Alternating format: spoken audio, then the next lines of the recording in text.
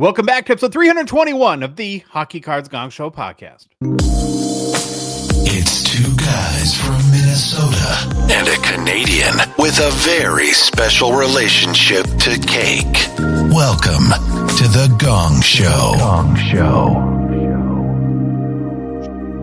Gong Show.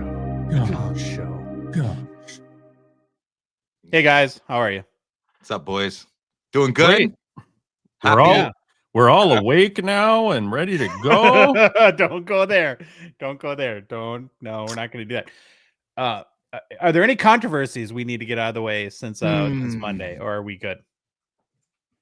Or do we want to start one? Maybe. I mean, that could be good for ratings. Do we want to like a Shimmy Shake Sucks controversy or something like that? Oh, he's terrible. It's too small. It's too small. We'll find out. I don't know, man. It's end of August. Good things are happening. Yeah. The best month of sports is only 2-3 months away. Very close. There we go. Okay, Baba Louie, it's a big weekend coming up. Your little girl. Yep. You're sending her off to college. Now, Bye-bye. if you want to get emotional and talk about it, we're okay with that. It might help with the ratings too. Nope. Gotta let the little birdie fly. Yeah. That's sad, though, a little bit, no? A little bit, yeah. Oh. She ain't too far away, though. 2.5 hours. Yeah, you'll see her. You'll see her a bunch. Phil, what's going on with Friday Nights with Phil? Yeah, big show this Friday. Big show. Clear cut. Easiest rip ever. Very excited. Dave's coming back. He ditched his wife Friday night to hang out with his boy Phil. So we're very happy. So Dave and all his addiction ways bought 4 boxes so far of clear cut. I'm gonna bet the over on double by Friday because he's already opened the 4 boxes, obviously. And then, of course, out of the box is going to be giving away a box. I'm going to be opening up my box, and I don't know. I might go buy another box. It's an easy rip. What's in the box? I thought it was going to be more expensive because it's a tariff product, right? So, did you buy it already? Yeah, 145. Yeah, I got a 145. So, and then Friday, the really bad tariff. Anything over $1 is going to get hit going to the States. So it's going to be interesting. Gonna see what happens. I think though that the stuff coming to you though is that they dropped the tariffs. Yeah, we're hurting. You guys are fine. You guys will be all fine. No, hey, dude, we're buddies. So if you hurt, we hurt. We'll split it. Yeah. I'll invoice you. Don't be hurt. Let me send you an address that doesn't exist, and we'll get on that. Okay. Well, speaking of you, Phil, when are you going to meet with our guy Enzo Ferrari and get your collection covered? Yeah, I've been trying. He's busy. I'm busy. Last we emailed. I gave a date of mid-September. So the week, the 2nd or 3rd week of September. I'm trying to do it on a Wednesday so I can go and loiter at Grant's GP Sports while he does the breaks on Wednesday night. So I thought I could do a double whammy, do a little behind the scenes. Yeah, behind the scenes at GP Sports. Maybe I'll go visit my buddy Johnny at Mintink and Vaughn as well. We'll see what happens. Wow, it looks like mid-September. Mid-September it looks like. Well, what's funny, like when you say mid-September, I'm still like in summer mode. In my mind, that seems forever away. It's really not. It's like 2 weeks. Yeah, so, no, I want summer to be finished yesterday. That'll come up quick. Well, and you got to get this done, Phil. I mean, what if like an ex-girlfriend / house cleaner gets mad at you and like floods your house and ruins your collection? What? Like the wet bandits? No, I have wet bandit protection. No, you need peace of mind that your PC is covered from natural disasters, theft, or scorned ex-lovers. You bit me. You didn't bite me, but you got a bit. You did it on me. Yeah, I got it. In all honesty, I'm not sure if scorned ex-lovers are covered by PCI, but that's something you can ask Enzo about. And for anyone out there that values the value of their collection, especially if you're, I don't know, in like the $5,000-$10,000 total value range, I think it's something we should all really consider. And most especially, if you're a dealer and you're moving cards to and from card shows, a lot can happen that could be devastating to your business. So please visit privatecollectioninsurance.com today. Schedule some time to at least see what coverage would look like for you. Enzo, of course, is a great guy, very ethical about wanting to help people out, and we're proud to have partnered with him and his company. Lastly, before we get started, you can support our show, this show, the Hockey Cards Gongshow podcast, for as little as $5 a month, because we're a Patreon podcast. We rely on your support to cover our show expenses, to produce what we hope to be more and better hockey card content, and then fund initiatives in a small way to grow the hockey hobby, like Rip Party 2 coming up at the Fall Expo. It's very easy to support us. You can go to our website, hockeycardsgongshow.com, click on the Become a Patron link at the top of the page, or go to Patreon directly, patreon.com. Search for Hockey Cards Gong Show. There's a link in the show description, both YouTube and podcast apps, and our TikTok and Instagram profiles as well. BB, Luby, Saddy, Daddy. Yes, yes. Saddy daddy, you're a jerk. Daddy. We have 2 new patrons. We're great. Very blessed since our last show. You want to shout them out? I do. I want to shout out Seismic Mold. Great name. Oh, that's awesome. Great name. I love That's it. a fantastic name. Very good. And then M Fleury. I always appreciate people because I'm just Josh. Like, you know, everyone's got an alter ego. You got the world famous Baba Louie. You've got the loud collector, of course. And I'm just ho-hum Josh. Yeah, sounds about right. Just the captain. You can't be too interesting. You got to be like mildly interesting. Mildly uninteresting. Probably is more likely. All right, Louie, what's the game plan? The game plan is starting off with get to know your Hall of Famers with a twist. Then it's hobby news. After that, it's the high-end hobby market. It's going crazy. We have a little conversation with Grant Paterson. After that, it's new product releases and Josh's personal pickup again. I'm the only true collector. Yeah. Just me. Just That's you. all right. I'll carry the weight It's of the okay. show. Don't worry, guys. Thank All you. right. Let's get today's show going with the Get to Know Your Hall of Famers series. It's where we're profiling every single Hockey Hall of Fame player. We started with the first Hall of Fame class of 1945, way back when, and have been working our way to present day. For the last few weeks, we've been going through the large list of players that were inducted in the 1963 class. But today, we're going to do a little departure. So we had a show listener on Discord make a special request. I have no idea why this player, I guess, struck much of an urge for this person for us to jump ahead. But like I said, it was very random. Like I said a second ago, though, what the heck? I mean, people in Discord support our show. Why can't we, skip ahead and honor even a little bit of a random request? So with that being said, today's Hall of Famer we're going to learn more about is Marcel Dionne. Oh my God, you're you're such a homer. I'm so happy I don't read the show notes often. Unbelievable. That's incredible. You haven't thought about him in ages, have you, Phil? No. Marcel Dionne. This is getting out of control. Just go ahead. Just you wait. You have no idea my inability to control. Okay. Marcel Alphege. I don't know how to say his middle name. It's Elphege.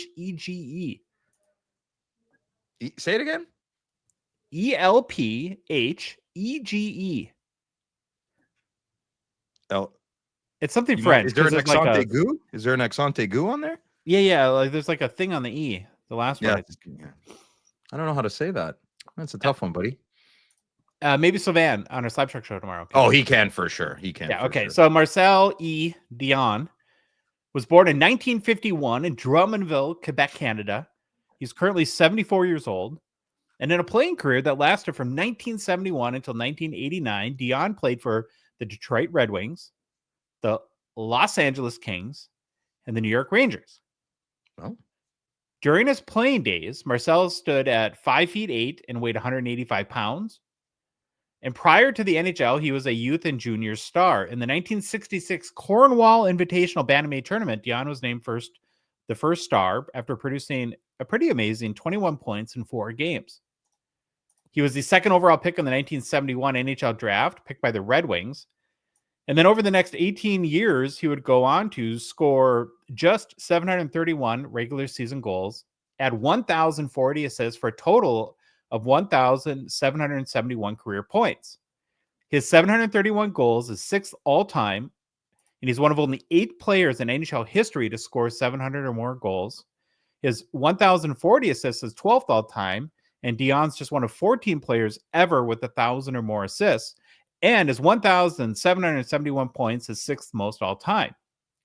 The following awards were also bestowed on Dionne during his career. He won the Art Ross Trophy in 1980, a 2-time Lester B. Pearson Award winner in 1979 and 1980. Now, the Pearson Award was was later renamed the Ted Lindsay Award. So basically the MVP based on the vote of the players.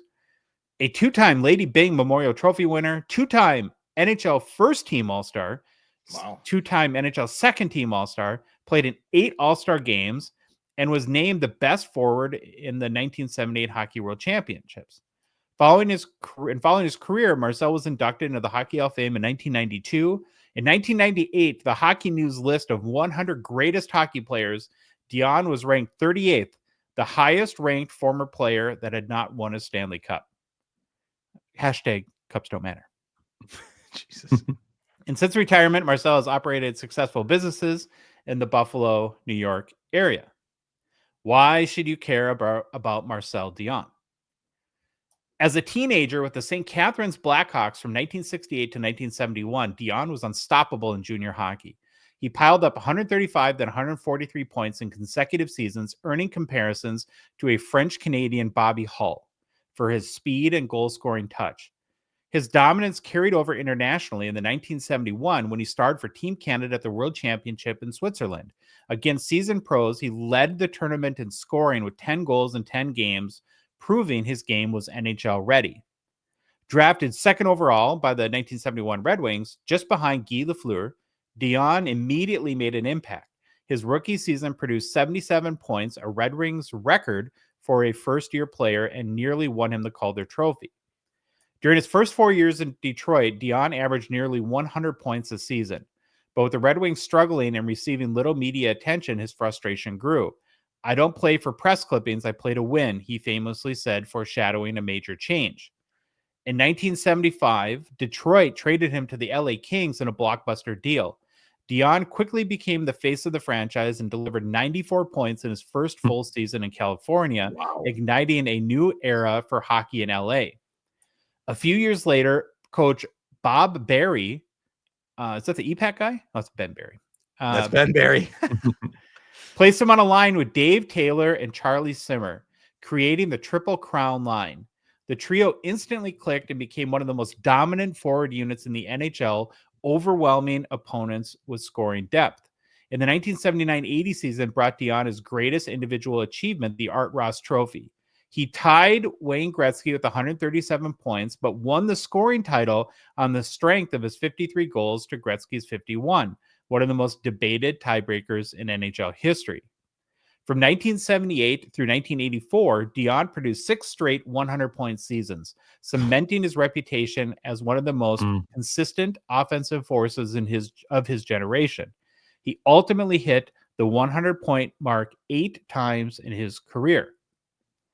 Despite often being overshadowed by bigger markets, Dionne shined in spotlight moments. At the 1983 NHL All-Star Game in the Nassau Coliseum, he scored twice and added an assist to earn MVP honors, reminding everyone of his superstar status. In 1987, the Kings traded Dionne to the New York Rangers. Even at 35 years old, he remained a point-per-game producer and offered valuable leadership to a young Rangers team at Madison Square Garden. 2 years later, he reached a monumental milestone, passing Gordie Howe to move into second place in the NHL's all-time scoring list. Dionne retired with 731 goals, 1,771 points, numbers that placed him among the game's immortals. At the time of his retirement, only Wayne Gretzky had more points in NHL history. Insane statistics. And how could he not be undervalued? I mean, forget the hobby, just hockey alone. I mean, wow. Yeah. 6 100-point seasons in a row. It's insane. Even with all the scoring back then and well, that's the thing. I mean, you can say it was easier to score back then, but that's how many other players had 6 100-point seasons in a row? Right. Not that many. The same for all of them back then. Yeah. Right. Yeah. That was Lance Armstrong's argument. I know I was doping, but everybody was doping, and I was the best doper. Makes sense. Let's take a look at the Marcel Dionne hobby market. So far in our series here, for many of the earliest Hockey Hall of Famers, it's kind of been a struggle to even find a few playing days cards. Now, with Dionne being our first, I guess, more modern day player, we know there's lots of cards. So for the guys from, we'll call it maybe post-war, sets and careers, we'll do their top 5 highest selling cards and then highlight each of the cards' top sale. So I figured that was the best way to do it. So here's the top 5 highest selling Marcel Dionne cards to date. At number 5 is a 1972 O-Pee-Chee PSA 10 that sold for $836 in May of 2017 in the Fanatics weekly auction. So this would be a second year O-Pee-Chee 10 card. At number 4 is a 2000 Upper Deck Ovation 500 Gold Club jersey auto out of 25 PSA 8 that sold for $1,000 US in October of 2022. Was that The say third- purple at history? People of history? I can't read that here. Something very, yeah. I'm on mute. A piece of history. Oh, a piece of it. Oh, a piece of history. Oh, lowercase. Gosh There you darn go. it. Thanks, Louis. The number 3 highest selling Dionne card is a 1980 top scoring leaders that features Wayne Gretzky, Marcel Dionne, and Guy Lafleur. Now, it seems like the more you looked into Marcel Dionne, that these 3 players were pretty grouped in kind of a lot. Well, where's Right. Bossy? Wouldn't Bossy be making the 4 horsemen there? Yeah, probably. Well, so this was a scoring leaders card. Must have been for the 1979 season. And it's the top's PSA 10, so it's unscratched. And it sold for $1,560 by the Fanatics Weekly in August of 2023. The second highest selling Marcel Dionne card is a 2004 Upper Deck Legends Classics Gretzky, Dionne, Guy Lafleur triple auto out of 25 PSA 10 that sold for $1,600 US in August of 2024 via eBay. This is a cool card. Mhm. Eat your heart out, sign of the times, eh? That's how you do it right there. And then probably to no surprise, his top selling card ever is his rookie card, the 1971 O-Pee-Chee. It's a rookie PSA 10 sold for $15,006 US in December of 2023 via Golden. Maybe we should start a grading company and just give 10s to everybody. I don't know. That's crazy. I don't know. Yeah. So how much you can find this card for $3 in Sure. so many bins at the Mhm. expo, right? But the one that someone else says it's according to my observations, this is a 10 out of 10. Boom, $15,000. Print the money. The thing that always really throws me off is I love the 1971 O-Pee-Chee set. I think it's fantastic. But if you'll notice, like how you like judge the centering is by the 2 sides of the blue circle. Yeah. The team name is always Mhm. horribly off center though. Yes.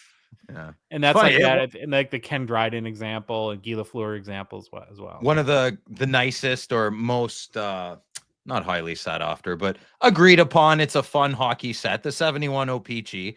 And then you go to 72, and that's probably my worst set of all time, to be honest. 72 O-Pee-Chee is I can't stress enough how many stacks and stacks of these cards were at garage sales that my parents dragged me to when I was growing up.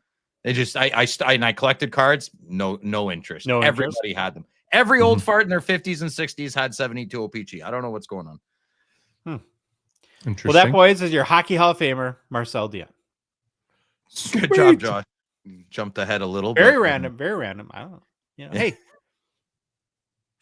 Yeah. sometimes we do random things around here. People Yeah. ask. Yeah. Well, Slab Sharks, the Gong Show partner sponsor, we are super thankful for their support of our show. The current Slab Sharks weekly auction ends tonight. Remember, there's about 3,800 cards ending, and we'll be live with Savant Cormier. Savant. Whatever. He's not a savant. He's something. He'll be coming in from piping in sleepy. from He's Hogwarts. a sleepy savant. The Yeah. sleepy savant. Sleepy Savant. At 7 p.m. Eastern on the Gong Show YouTube channel, we'll cover all the cards ending in this week's auction. Louis, you got some cards ending. You scared? You nervous? How are you feeling? Fine. You got the Parker's Champions Gretzky Retro Gold Foil out of 51. Ooh, that's a nice one. Yeah. What? Who got that? You got that, Louis? Yeah, in the Slab Sharks auction. Nice, man. Mhm. Good job. And the selling season's ramping up, people. It's a great time to be planning those submissions. Let Slab Sharks do all the work for you, whether in the US or Canada. Slab Sharks, I think, is an amazing option to help sell your cards on eBay. First, they remove all the hassle and pain points, as we like to call them in the biz. then I guess your cards are also included in the biggest hockey auction there is every week. If you're an American, we partner with Slab Sharks to make it easy to get your cards to them in Canada. You just send them to our U.S. mailing address, and then Baba Louie Kanui paddles them to the Slab Sharks offices. Well, actually, we just ship them like normal people, but we like to joke around here. Yeah. So for complete consignment info and to get the process started today, be sure to head to slabsharks.com. Hobby news. Hobby news. Hobby news. Okay. Well, I guess kind of a big story in the past week. I don't know. Most expensive sports cards ever. I guess It is, new- there's no other sports card of all, not Honest Wagner or Mickey Mantle or anything. No. Like they always say, one man's junk is another man's treasure. Ooh, yeah. I don't know if I agree with that though. Well, we do have a new sports card / trading card all-time record, boys.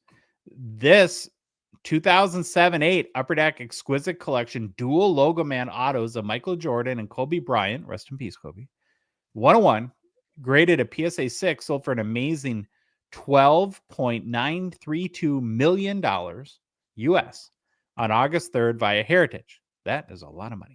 That's a lot of money, man. Yeah. That's it's a lot of drinking water.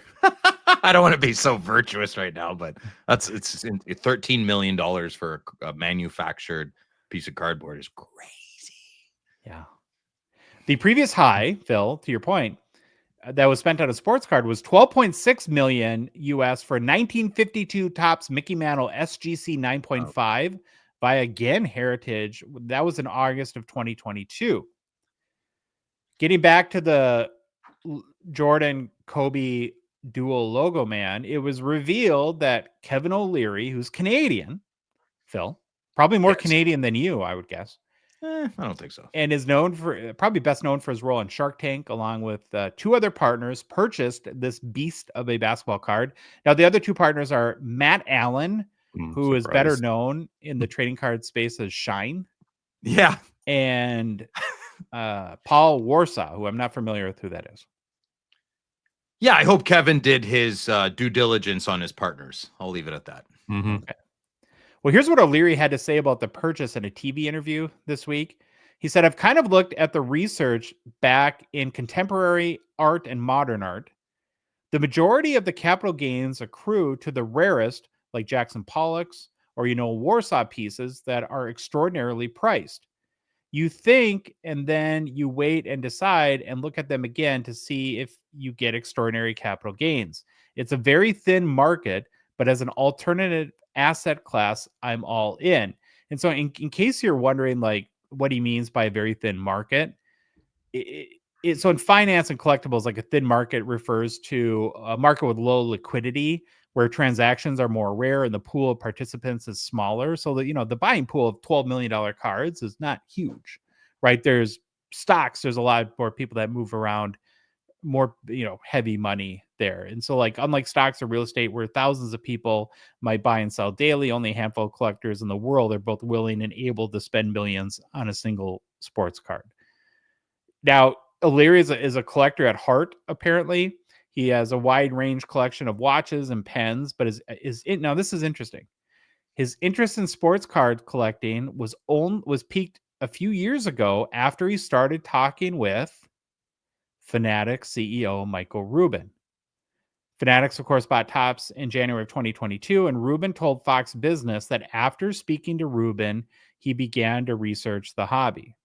So when we go back to like the whole Michael Rubin thing of I'm going to grow the trading card company or industry market 10x, and we all thought that was either an audacious claim or even if you like, how would this happen? I think we're starting. Who knows if it will grow 10x, but what I've definitely observed is the biggest thing Rubin has brought to the table is his influence. Right. He's influenced a guy who has a huge influence in other areas of life and popular culture through his TV show and the business world. And now you have a guy like Kevin O'Leary who just spent the most money, had never collected a card. And 2 years ago, Michael Rubin starts talking to him, and now he's bought the most expensive card ever. Mm-hmm. Yeah. Pretty wild, eh? Well, I'd like to know a little more of who bought the card. So I understand. I think it's a company that bought the card. Is it not just like the Heritage Auction, Dick's Sporting Goods?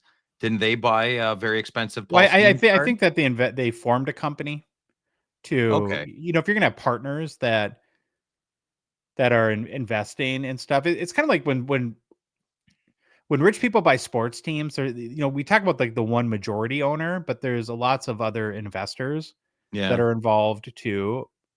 Um, Well, I'm just what I'm getting at is no one spends 14 milli that just got into something. Kevin O'Leary's rich, but he's not that he's not stupid. Like so I'm just trying to find Mhm. out. Maybe it's a bit of like they created a company. He's an opportunist. He's yeah, very savvy entrepreneur through and through. I wouldn't be surprised if 3 or 4 layers underneath this big purchase, there's a connection to something else. Now, whether that's going to be for a hobby with Ruben, the 10 exit, I don't know. I feel like there's more to this. I maybe. I mean, he's saying that he never plans to sell the card in his lifetime. yeah, What That could about his change. partner? Oh, yeah, that guy didn't make that money by being honest. until one of the partners takes a dump and then You just buy them out. Yeah, Yeah. Maybe. whatever partnership agreement they have, you would Oh, have you to know look. what's going to happen now? The fractal the fractal thing's going to happen again. Don't do that, guys. If you can't afford the car, don't halvesies with your buddy. Don't do that. Like maybe a box or something, but that's the beginning of the end if all these company fractal things come in. I hope not. Mhm.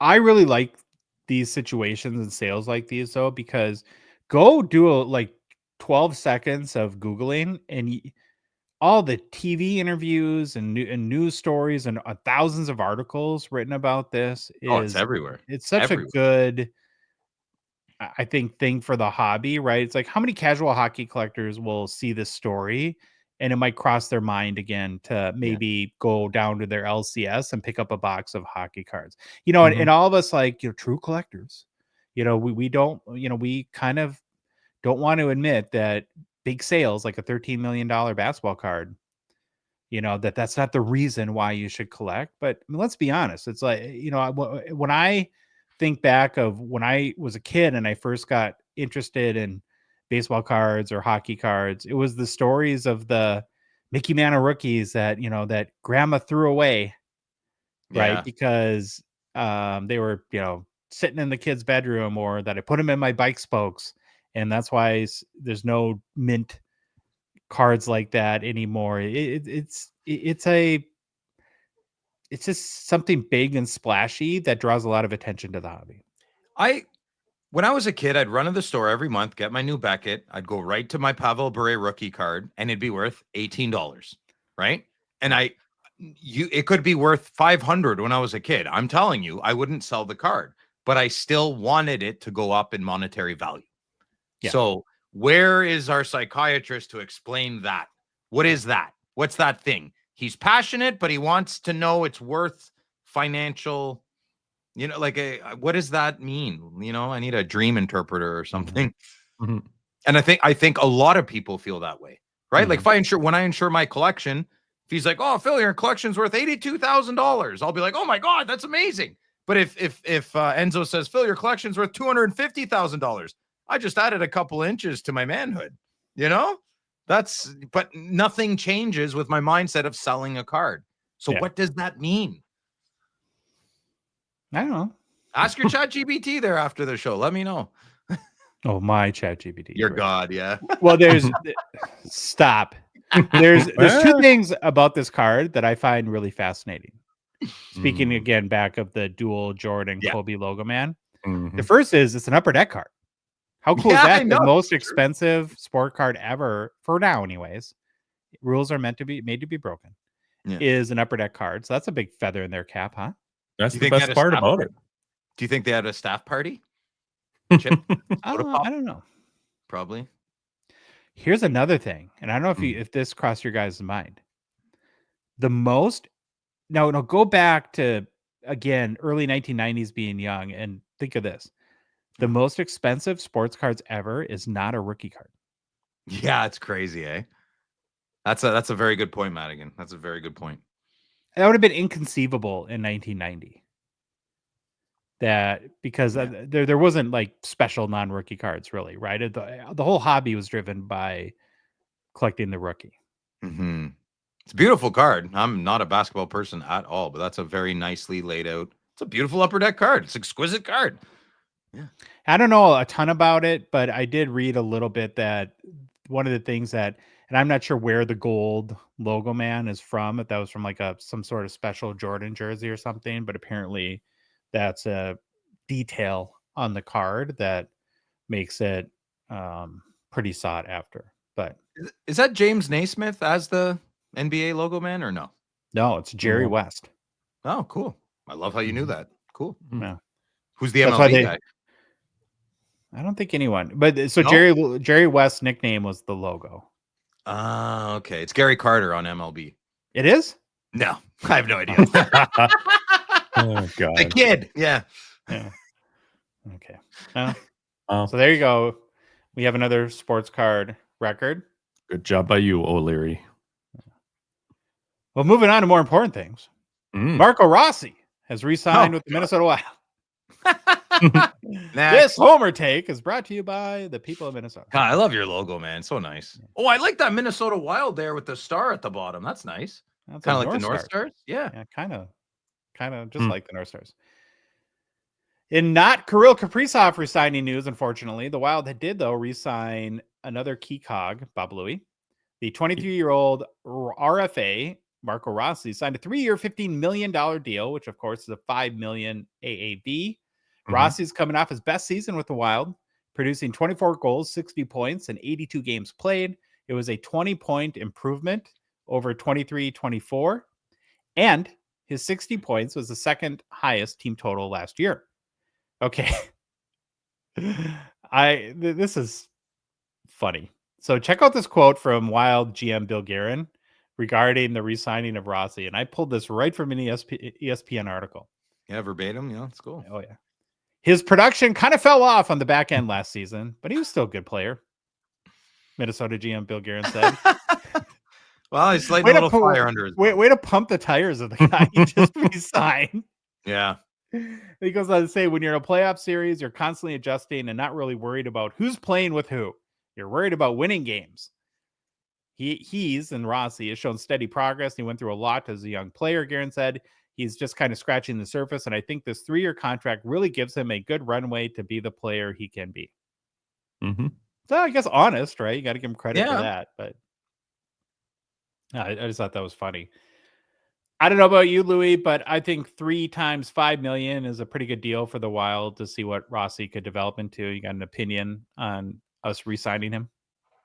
Yeah, I think it was a good move. It, avoids any holdouts or, super disputes. Give him the money for that kind of money for a short amount of time, to see, like you said, how he develops. And,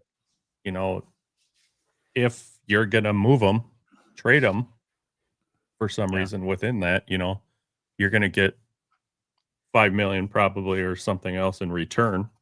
So you got to replace the 60 points he scored last year if you trade him too. So this way we don't have to. Yeah. Phil, was Marco Rossi ever on your radar at all? I was 67. He was in Ottawa. Okay. Yeah, he put up points, man. Every game I saw him, I think he probably scored a goal. He's pretty dynamic. He's a little guy. Yeah, small. Yeah. Marco Rossi is a 2022-23 Young Guns PSA 10 pop 514 33% gem rate. Last sold for $50 on August 3rd. It is down a tiny bit from the end of last season. It was selling about $60 at the end of May. So, can I ask you a question? He got a bit of a knock here because he took some days off. You know that expression, like it's not giving it the full season. Yeah. Does that happen in the Wild? Like I don't know if that's I'm not a 67s fanatic, so I don't know. But some games he was more noticeable than others. I don't have enough judgment. Is that trending in the NHL or he had well, Louis, you fill in where my memory is missing, but he had a really COVID really screwed him up. And because he would have been a rookie right when COVID happened, then he ended up having long COVID and missed basically the next season. Then he was finally ready to play with the Wild, and he had like no points in the first 19 games. And the Wild sent him the AHL for the Oh, whole God. rest of the year, and he did well in the AHL, Mm-hmm. and then he kind of came back to the Wild and has been pretty good since then. So it's been very bumpy. Yeah, it takes I mean, just to get back to the speed. I mean, it takes a while. He's had a crap road after the COVID thing. Yeah, I do got to say, though, it's kind of funny that in junior, he got kind of a label that he was taking. Then he's like, like, it's just, I'm just saying, it's. Yeah, I don't know much. He's not an AHL player, though. He went down there and he dominated. He played really well. So yeah, he's a show player. He needs to stay here and prove he's worth more, because I think he could get more. And he could be a 70-point point guy for us, Mm-hmm. I think. So I don't think he's not a first line center, though, is he? He's too small. No? Okay, no, Eriksson Ek is our first line center. But. Yeah. I'm saying he'll never be better. Like he might be like a lifelong third line, a solid good, like Mike Fisher back in the day. He might be a great third line center. Yeah, we'll see. Okay. We just don't have a lot of point producers, so we can't afford to let people like them walk away right now, unfortunately. We kind of did that with Kevin Fiala. Now, we did get Brock Faber in return back in the day, but we could never replace Fiala's points. You have Zeev this year too, eh? Zeev. Hey. So excited about Zeev. Big okay, buzz. one more story. Connor McDavid apparently is going to take his time. Yeah. So McDavid was asked about a contract extension with the Oilers while at the Canada Olympic Team's orientation camp. He is heading into the final year of his deal with the Oilers and is scheduled to be an unrestricted free agent after the season. Now, guys, he was eligible to sign an extension as of July 1st of this summer, and apparently is not in a big hurry to get a deal done. Here's what he had to say about his contract status. I said at the end of June, I had every intention to take my time with it, and I still feel the same way. I'll take my time and go through everything. I have every intention to win in Edmonton. It's my only focus, maybe next to winning a gold medal with Canada. I'll take my time going through it with my family, my agent, and everyone involved, and we're going through it slowly. And apparently, he's even willing to play out the next season without a new deal, which is a pretty big risk. Like, you almost talk to any agent, they're going to tell, as opposed to whatever 8-year maximum deal that he would get signed to, if he decides to let it ride, breaks his femur and gets hurt or something like that, it could cost him a lot of money. So it does make you wonder, why are you willing to take that risk? And that's where I want to have the discussion. Before I do, though, our lawyers did send me a prepared statement to read that I guess anytime we talk about McDavid going forward, we got to read. So just bear with me for a second. Oh boy, Josh is on. Connor McDavid is the greatest human being in the history of the universe, metaverse, and any other not mentioned verse. He's also the greatest hockey player to ever live. He can do no wrong. Everybody loves him, and his hockey cards will only increase in value over time and can never decrease in value. Anything we say on the show negatively represents Connor McDavid as a hockey player or his hobby market is not a reflection of him in any way, but instead a clear indication of how stupid we are as human beings. Because only a true idiot would ever question the sanctity that is the beloved Connor McDavid and his meaning to the roughly 20% of sports fans that can even recognize him around the world, according to data. Thank you. Okay, what do you guys think? I laughed when I read it. I mean, I don't know. He said, yeah, he has every intention to win with Edmonton, right? But his actions aren't. That's what he said. Yeah. No. The noises his face made said something other than his body is doing, right? Mm-hmm. So I mean, I don't know who's the CEO, Jackson. Yeah, and then who's the GM? Isn't it his agent? I don't know. No, the CEO was formerly his agent. I believe. Yeah, I'm sorry. Jackson was formerly his agent, and he's the CEO now. Yeah, which is a move that Edmonton probably made to kind of give them an in on re-signing him, and I have no idea. That wasn't good enough. He didn't sign. I mean, what do they keep saying? Leadership believes, he'll sign soon, and it'll be a blockbuster record-setting. They'll probably give Connor anything he wants. I think it's obvious that he kind of wants a goalie. He wants something that maybe he's not getting yet. Yeah, a goalie. I'm trying not to say it, but I don't think there's anything wrong with being cautious. But if I was a diehard Edmonton Oiler fan, this would kind of be like that awkward moment. I went home with my buddy Randy at lunch, and he asked his mom if they were getting a divorce, and she just smiled and said, "Everything is going to be fine." And I'm like, yeah, it wasn't. So it's like everyone thinks this will be fine. Maybe it won't be. If I was Connor, I'd take a hike pretty quick if they weren't doing everything I wanted. Goalie, and I don't know. Is that a bad take? Good. Is that a bad take, everybody? I don't know. I don't have strong opinions on this. I just like watching. I really don't have. What do you think, Louis? As good as he is, I still think he can lose the upper hand with Edmonton negotiating another deal. I think Edmonton's can strong hand him now if he doesn't have one in place. So. I do. Honestly, I don't think so. He's different. This isn't. We're not talking about. I don't know. We're not talking about Quinn Hughes. We're not talking about Tim Stützle or Marco Rossi or like excellent top tier caliber players. This is the greatest player, arguably, and a good argument of all time. All time. Yep. And I think he can do what he wants. I really do. But I don't know business world. I don't know office boardrooms. And well, what about the Stones? Because the maximum contract is 8. You think the minimum he would make is $15 million? That's $120 million guaranteed. He'll be put on the line. He should be paid the most. I don't even think Connor's thinking about that. I don't. He just knows it. He's like, yeah, I'll get my paycheck. I think he knows, and I'm not throwing shade at you, Adam, okay? I think he knows he needs to win a Stanley Cup. What does every little boy want? Do they want a big paycheck? Yeah, okay. I'd rather the Stanley Cup. The money comes after. Sponsorships and everything. You need the cup. Better than a gold medal. It's better. It's bigger. It is a real thing, and I think that's in his head. I don't think it's a money thing. I think I want to see what you're going to do to help me win this cup. It would suck if he had to leave Edmonton, right? I mean, I think it would be awesome for him to be able to do that. And honestly, like if he is that, we're just playing the hypothetical again, and God, that gets us in trouble. But we're just 3 friends chatting, and we're letting everyone. Nobody's listening.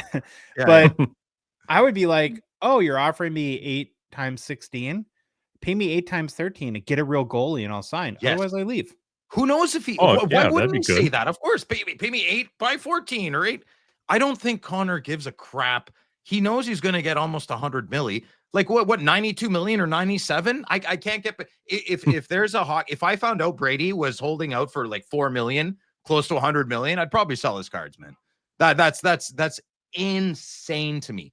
I understand getting yours and getting paid, and you work harder, you get more stuff. Firm believer in that.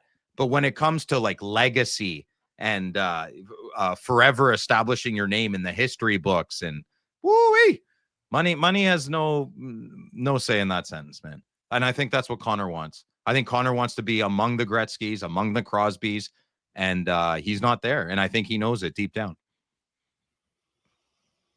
Okay. Yeah, like I said, I got mad respect for if he's willing to. Now, if you're the Oilers, there's no way you're gonna. Because the distraction, I mean, think of how that will intensify every month. I don't think Peter Pocklington was very favored after he let Wayner go. And they won another cup. They won another cup without Wayne. The Moose who? Get out of here. You know? But how did they not address their goalie? How? I mean, what are they doing? I don't know. I don't know. Mm-hmm. That's why I always make the joke: trade Draisaitl, get a center, and get a goalie. They'll win a cup. They will win a cup. Maybe he should just go Crosby on it and say, you know what? I'll do it for 9.7 mil and get me a goalie, because that's his number. Oh, he can make a lot more. He can take a heavy discount and still be probably the highest paid player. Sure. Right? Mm-hmm. Yeah. I totally agree with that. I'd like to think these kinds of conversations are being had. I think they're going to be more personal. They're not contract. I really don't think it's about contract negotiations. I truly just think what are you going to do? What are you doing? Maybe he's got a deadline mentally, right? If they don't look at this goalie out in Regina by this time, I'm out. Come on, Leon, pack your bags. Like, why aren't you trying to convince Flower to go one more year and say, dude, you play 30 games in the regular season, and why didn't they get Gibson at the deadline last year? I love John Gibson. It's like the forgotten journey. Oh, yeah, we could sit for the next 2 hours. Why isn't I Linus know. Allmark the starting goalie for the Oilers? I mean, I Oh, know you're take happy to him. have him on your team, Take him. but the thing is though, is like who would be a downgrade? Anyone. It seems like an upgrade at this point. So yeah, listen. To circle back, I really don't care. I love that he's Canadian. I love that he's going to be on my Canadian Olympic team. I want Stanley Cup to come to Canada to a Canadian team, except the blue team. And yeah, let's see what happens, man. Let's just watch some good hockey and see what Connor baby does. And again, if I'm the Oilers, like there's no way you have to do everything in your power, because imagine if they're in the playoffs run next year and every other article is about, is this McDavid's last ride as an Oiler, right? Well, he's getting angry, man. Just look at his personality every year. He's angry and angry and angry. He's got blue cups, blue cups. It's got to release. Yeah. Connor McDavid, 2015-16 Young Guns, PSA 10 pop 3,180 with a 43% gem rate. Last sold on August 26th for $2,440 US. Down 3% in the past 3 months. Down 11% in the past year. Wait a minute. Is the card letter broken? What's the matter? Well, how can he be down? Connor McDavid can't be down. It's not possible. Oh, you're doing a thing. Oh, I'm sure they'll find a loophole in your logic. Don't worry. No, his cards only go up in value because he's the only up. player. Up only. Must be something wrong. But $2,440 US. All right. Hold on. I'm going to play devil's advocate on all this, though. Good. Nothing to do with Connor. Sorry, I'm not stoking your fire.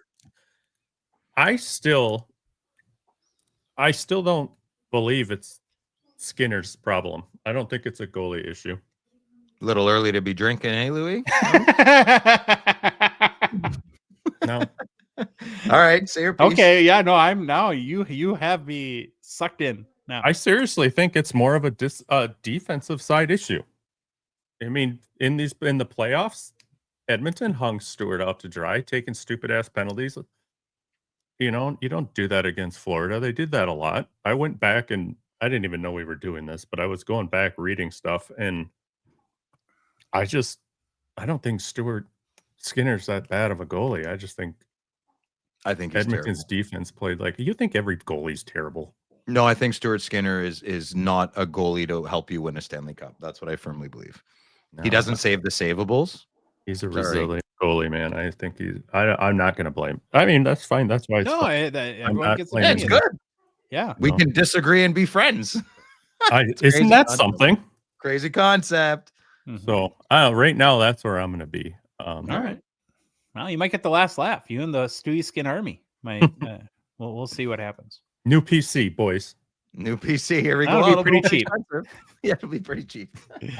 You can compare yours and Phil's Shane Pinto collection. Leave Pinto out. Do you know he's there? People are calling for him to have a breakout year. You're all going to feel pretty foolish.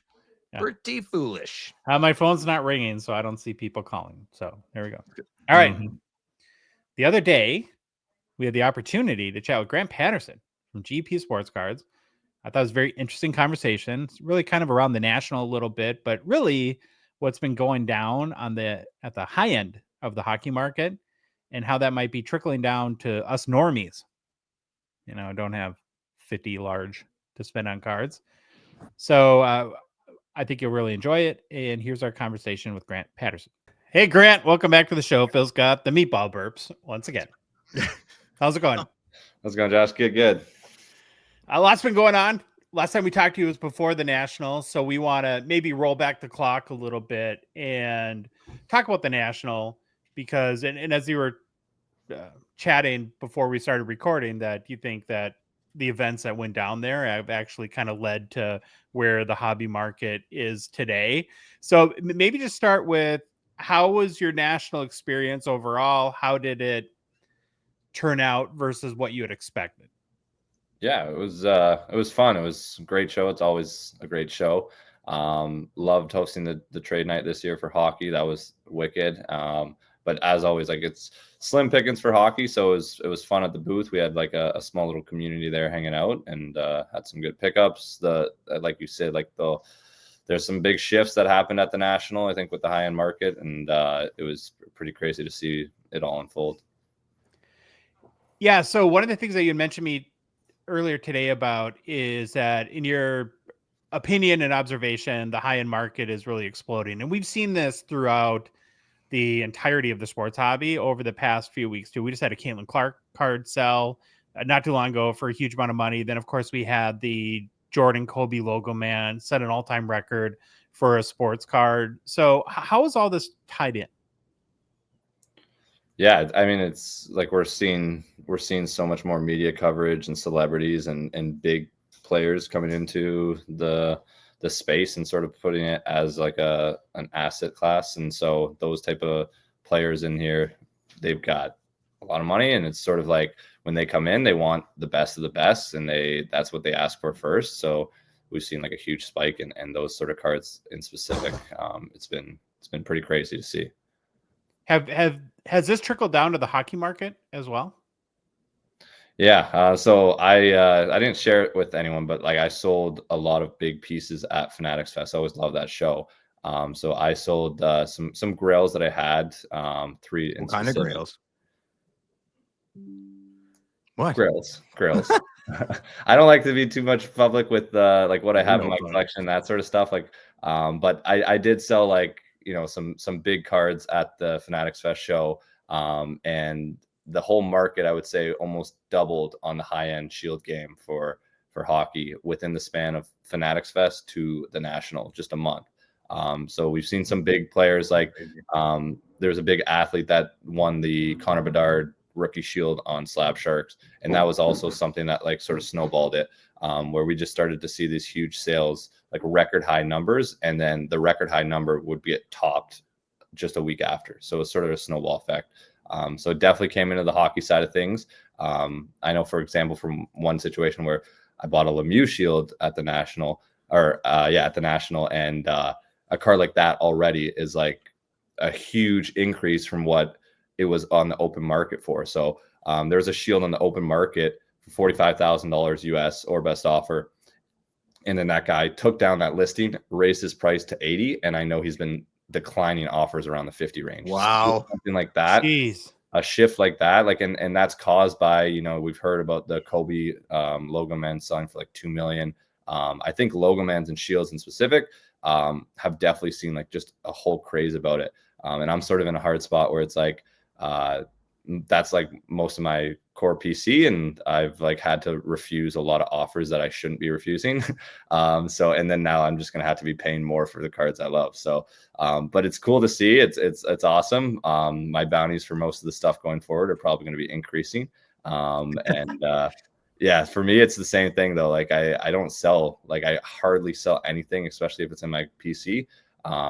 So now it just makes it more fun to hunt after and more expensive, I guess, though. So do you feel like there's a land grab on Shields right now then? Is that like kind of a good way to put it?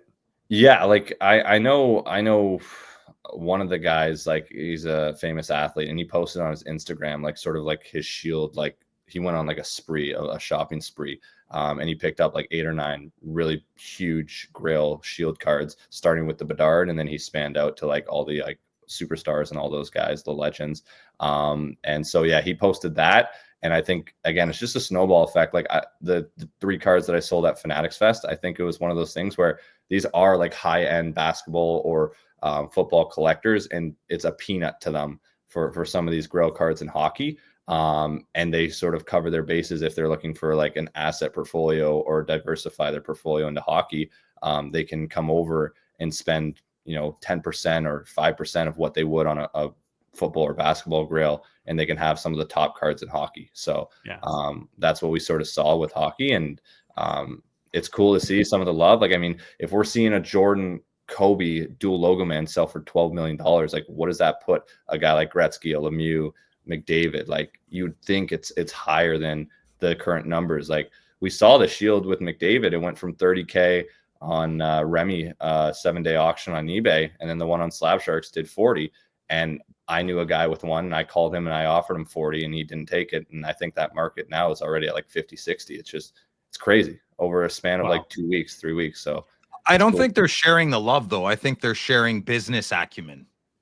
business knowledge. If they're using 10% to poke into our hockey, our beloved and cherished hockey, they're just swooping in with their big bank accounts. I mean, it doesn't matter. Those cards are out of reach for me anyways, but no, I'm the same side where Yeah. it's like I'm not selling like anything in my core PC. I don't sell, but now it's going to be a lot more expensive to go acquire those pieces. I'm sitting here, I'm like, how long will this last? Is it going to be a long-term thing? Because like now, for example, like I had a shield bounty out for Joe Sakic for the recent cup, and I thought like a 10,000 Canadian bounty was like super strong on that. That would be a record-setting number for him.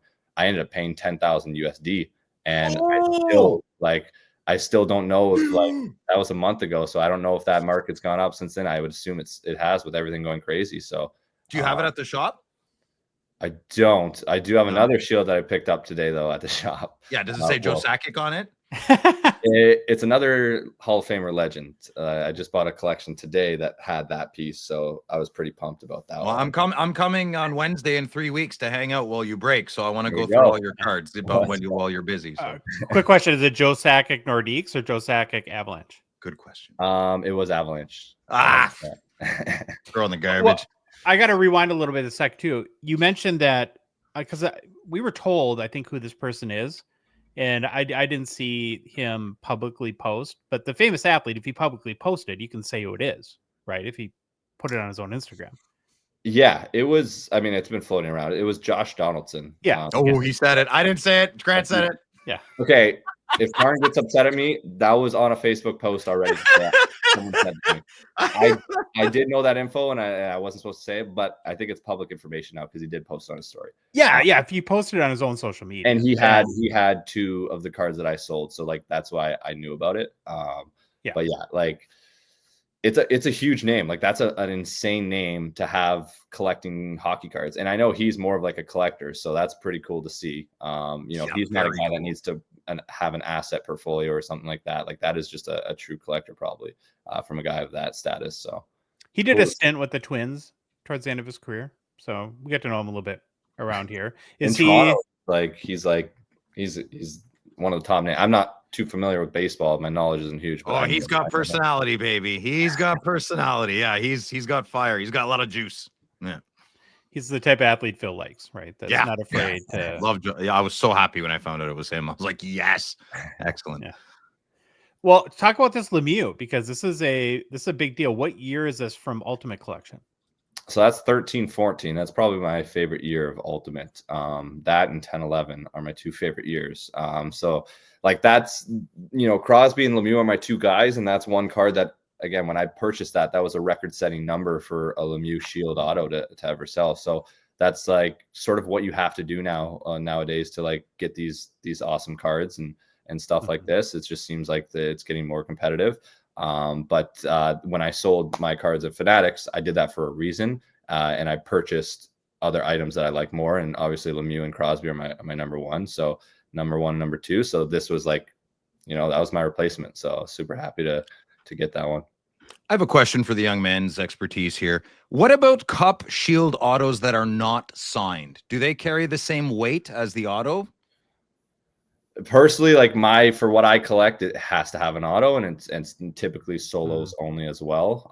It's a huge drop off. Like I don't know how it's going to be compared to like some of these bigger numbers. It depends if you're talking about like a superstar, a legend, or like an average player like Brady Tkachuk, just third line. Below average. No, but yeah, I think like a guy like Brady Tkachuk, he's going to sell very similar to his regular Shield autograph. There's not going to be a huge discrepancy there. But then when you're talking about auto or no auto on someone like Brady is going to like maybe $1,000 difference, if that, right? Yeah. Okay. So, but when you're talking about like a Lemieux, for example, or a McDavid, it's going to be a huge difference. There's going to be, for McDavid example, I'd assume like a non-auto Shield of him would go for like 10 to 13, but a Shield auto would be 50. So huge difference on that end. How many Mario Lemieux Shields are there? That's a good question. So that's why, like, I don't want to shoot myself in the foot, but I think legends are the grails of the grails, because McDavid's going to have a Shield every year or 2. Lemieux and guys like that, you'll see 1 every 5 years. So the span of these guys, I know Yzerman in specific only has like 6 ultimates in 1 cup. That's one guy that I've studied and like known my research on. Lemieux, I think he probably has like 10 if I had to guess. But in comparison to what these guys like Crosby and those are going to have, like it's very hard to come by these stuff, and they never pop up. That's why if you really want one, like when I made that sale on Fanatics Fest, like the seller of this card, it's his profile picture on Instagram. Whoa, so, like, you took a piece from him, yeah? I went in and I was like, hey, like, is there any chance? And he told me no. And I was like, here's a number. And he was like, okay. So it's like, it's got to be like, you're digging these pieces out of people who love and collect them as well. And that's what I love about hockey. Like, it's just so much different from a lot of sports. Like, so many of these grails in hockey are all hidden and in people's PCs, and we're probably never going to see them. That's why I love like the collections today and that sort of thing. Like this one today that I did was a collector that I sold all these grail cards to him when I was like 15, 16, 17, and they haven't surfaced or anything. And I was like thinking in my head, I was like, because I picked up at Fanatics Fest a Lemieux Quad Foundations. This is the last card that we did negotiation wise today when I went to his house and was closing the deal, and we kept this card aside. And he's like, oh, what do you pay on the Lemieux Quad Foundations? I was like, I told him the number. I'm like, I'll pay you the exact same number for Brodeur right now. And it was just one of those things I had to overpay on it. But like, I had a thought about that card. Like when I got the Lemieux, I was like, do you think would he ever sell it? And I didn't even reach out to him. He reached out to me to sell these pieces.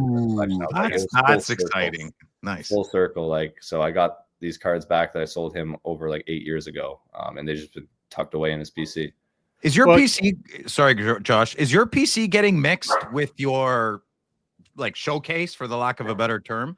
Do you understand what I'm saying? Like, you're like, okay, these are my cards, and then these are my business's cards. Are they kind of mixing a little bit? Like as things are getting a little nutty, you know?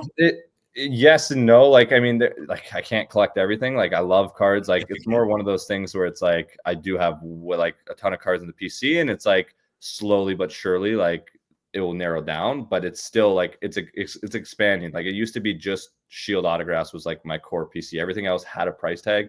Now it's like, Cup Quad Foundation 101s and stuff like that. Like I won't sell those. Like the number is like the number that I'm paying is astronomical. So then to think that it'd have to be more than that is just unrealistic. So yeah, but there's a lot of cards that I put in my showcase that I'm like super big fan of, would never sell, but hey, if the right person comes by, you got to part with some stuff.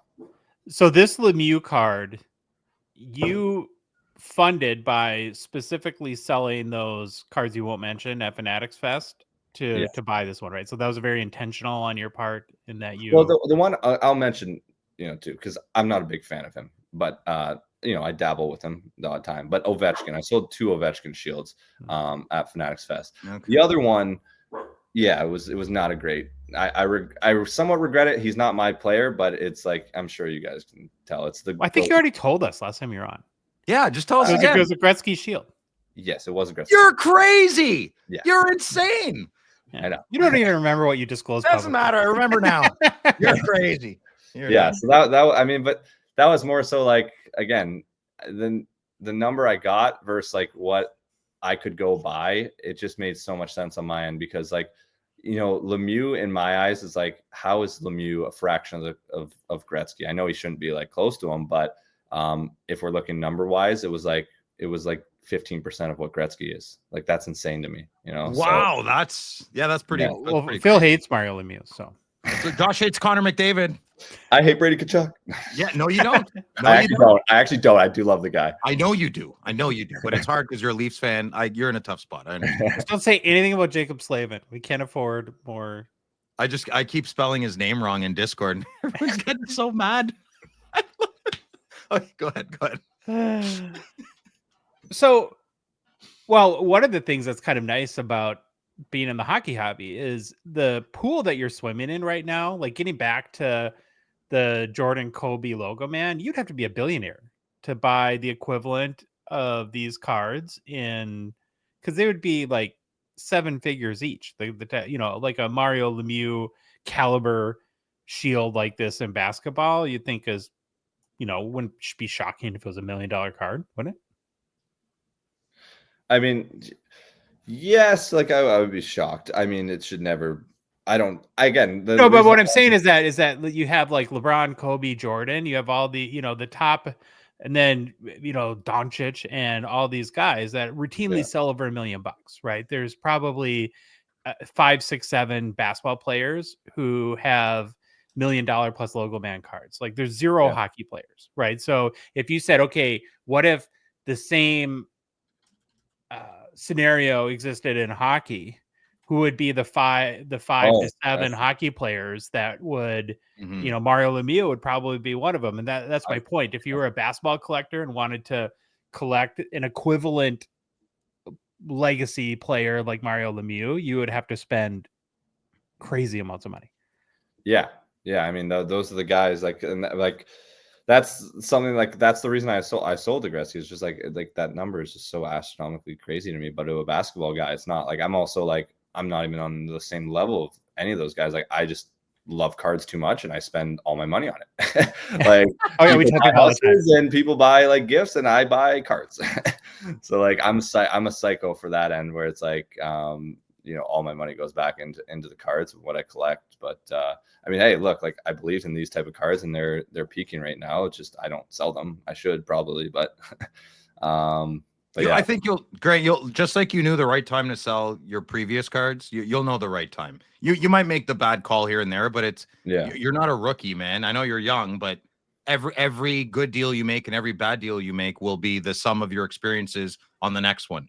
So I think you'll be okay, buddy. Well, that's part of like the other narrative that I'm hearing right now is that I think people look at like this big logo man sale on basketball and all the other big cards that are deals that are happening right now and are speculating that, well, are we at another bubble? Is the bubble about to burst again like it did after the pandemic? And it's always impossible to tell. Yeah. I mean, it seems so obvious in hindsight. Right. So like when the bubble bursts and it's 6 months after, it's like, well, everybody, you should have sold then. But who knows how long this is going to go? Who knows if we're still very much in a hobby bull market, or if there is a bubble that's coming. But I don't know, man. I want to get your guys' opinion on this too.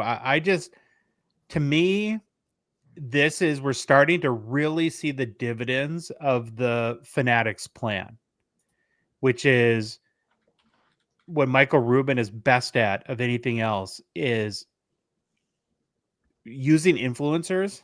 And he has, I mean, and, we talk about like influencers, like hobby and like YouTube people. An influencer to Michael Rubin is Tom Brady. And that's funny. The biggest names in pop culture, the biggest names in sports. If you think about like the last year and a half, how the super famous athletes have embraced this hobby, and how many? Probably, no? Yeah, and it's like, well, the Jordan, it's like the Shark Tank guy. Is that guy? He's Canadian, right? Am I Kevin right? O'Leary? Yeah, he's Canadian. Yeah, he's hilarious. Yeah, so I mean that's he says kind of some stupid things, but cool. Overall he's funny. Yeah, cool for the hobby tie-in. And so it just seems like that there's so much pop culture momentum around this. Almost, if that's I don't know the best way to put it. Hold on, didn't a company buy that card, and it's a bit of a marketing flex, which is fine. I mean, that would be really smart. But I think that card was bought by 3 people, spearheaded by Kevin O'Leary, I believe. From a type of company. I don't know though every detail. The Paul Skeens one was purchased by Dick's Sporting. Dick's Sporting Goods. Oh, family show, Grant. Family show. Careful. She's Grant. I've observed that super wealthy people, they very rarely invest in stuff on their own. Okay. So it's not uncommon for a bunch of rich guys to come together. Now, I think that there is a company that they've sort of founded around it. And the one thing that I guess the trigger that it raised with me a little bit is it does harken me a little bit to, I hope we don't get back to like the fractional ownership thing. Yeah. Where, because they said that like it was, I have to do a little bit more research, but it was something formulating a company that's going to, help facilitate buying higher end cards. And I would probably stay away from that. I think that's kind of where the hobby went a little bit off the rails during the pandemic. But well, let's go back to my question. Maybe we'll start with you, Grant, and then go on to Phil. Where do you see this headed? I mean, is this a sign that, are you worried that we're nearing a bubble, or do you think we're full steam ahead? I think it's a very healthy growth compared to like what COVID was. I mean, it's same thing could be said for like all aspects of everything's doing well right now, it seems. So, but I think cards are going to continue to thrive. Just again, Fanatics has done a really good job at what they're doing. And it's just like, if you look at it, it's at the beginning stages. If you really think of it, like just about, you know, this whole sort of shift and all these influencers and everyone's starting to come in, that's been within the last 6-7 months. So like, that's still relatively new, and we're gaining so many more collectors and that sort of stuff. Like when I go to a show, like when you're at the National, the amount of kids that are there right now, it's unbelievable. It's awesome to see. You never used to see that. Like if you go back to 2019, like the number of kids and younger collectors and steady growth, it's amazing. It's compared to years prior. So whether we're in a bubble, it's hard to say. Like that's why I collect stuff like this Lemieux. Like that Lemieux could go to $5,000, $10,000. I'm still gonna love the card, and it's not gonna change my mind or do anything to that. And so I would always say that for people, you know, purchasing cards, like just collect what you love, and who cares at the market at that point. Like, well, you hold on to this long enough, and the market will go up and down, up and down, up and down until maybe you sell it at one point when it's up. And Phil, before you chime in, one difference that I feel is from now versus the pandemic hobby market is at that time there were like $5 cards selling for $50. It just felt super irrational to me.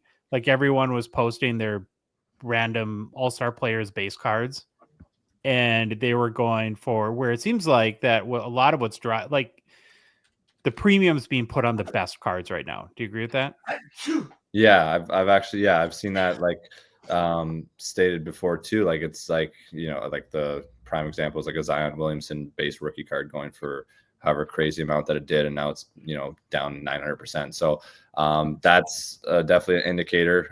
And the high end market's just a completely different, you know, ball game. Like when we have customers who come in and they want to open the cup and that sort of stuff, like they will not get impacted by certain things that go in the economy and that sort of stuff. So it's a higher class that you know, the way they spend and move, it's just it's different. It's crazy. Phil, you're a hobby market expert.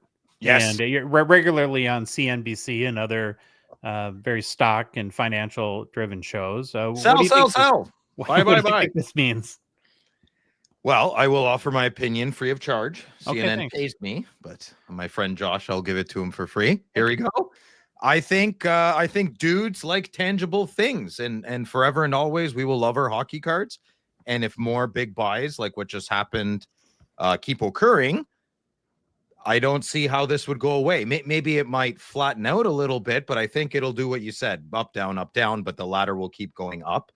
I can't keep forgetting the fact that I'm a man on paper, and I would like to always touch what I like to collect. And I think other dudes are very similar, and I don't imagine the sports card hobby to be much different than that. Forever and always, we will love our tangible hockey So you're card. saying if I get a card or I buy a card from Phil, that means you've touched that card and I can touch Phil technically. I've already brought it to the bathroom. We've been to the washroom together. Yeah, this card has been blacklisted. This just got very weird and super gross.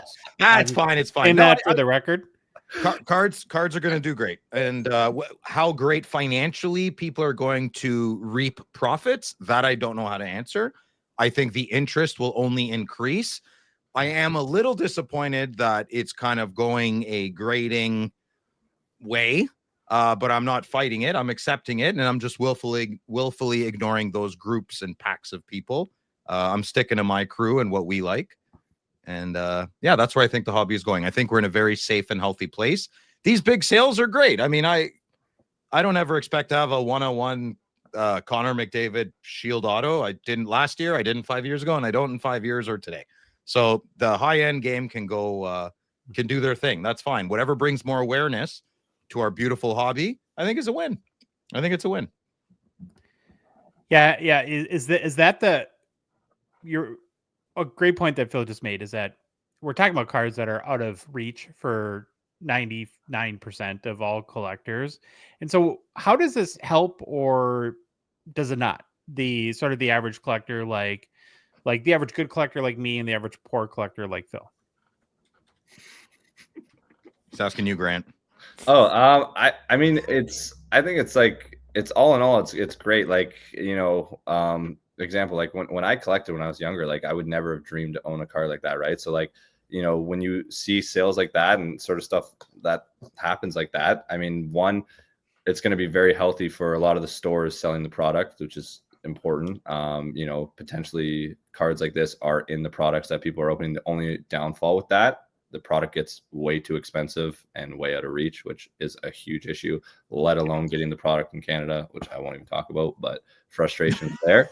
When you can't get a blaster box from Topps to sell to a kid who comes in your store, that's an issue that should be resolved. But there's I think it's great where it's going to be at a point where more eyeballs, more people in the hobby is just going to help everything grow, and it's going to be good.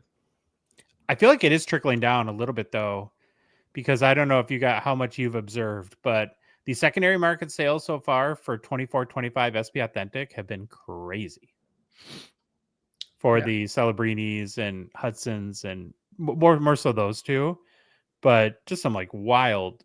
There was the Hudson Mystery Black Future Watch Auto that was like 16,000 Canadian or something like that. Jeez, that was insanity. That was crazy. Can I make a naive? I have a naive question. Okay. Is the reason the secondary market is pulling in this big kind of weight in dollars? Is that why boxes are getting higher and higher? Because the manufacturers like Upper Deck, like Topps, distributors. I know you're in America, Josh, but in Canada we have Universal and Grosvenor, and everybody, whether they say it or not, we all know they seem to work hand in hand a little bit. Is that why the prices keep, like, did Connor Bedard Series 2 go to $3.99 a box because they knew people were trying to make money on the secondary market?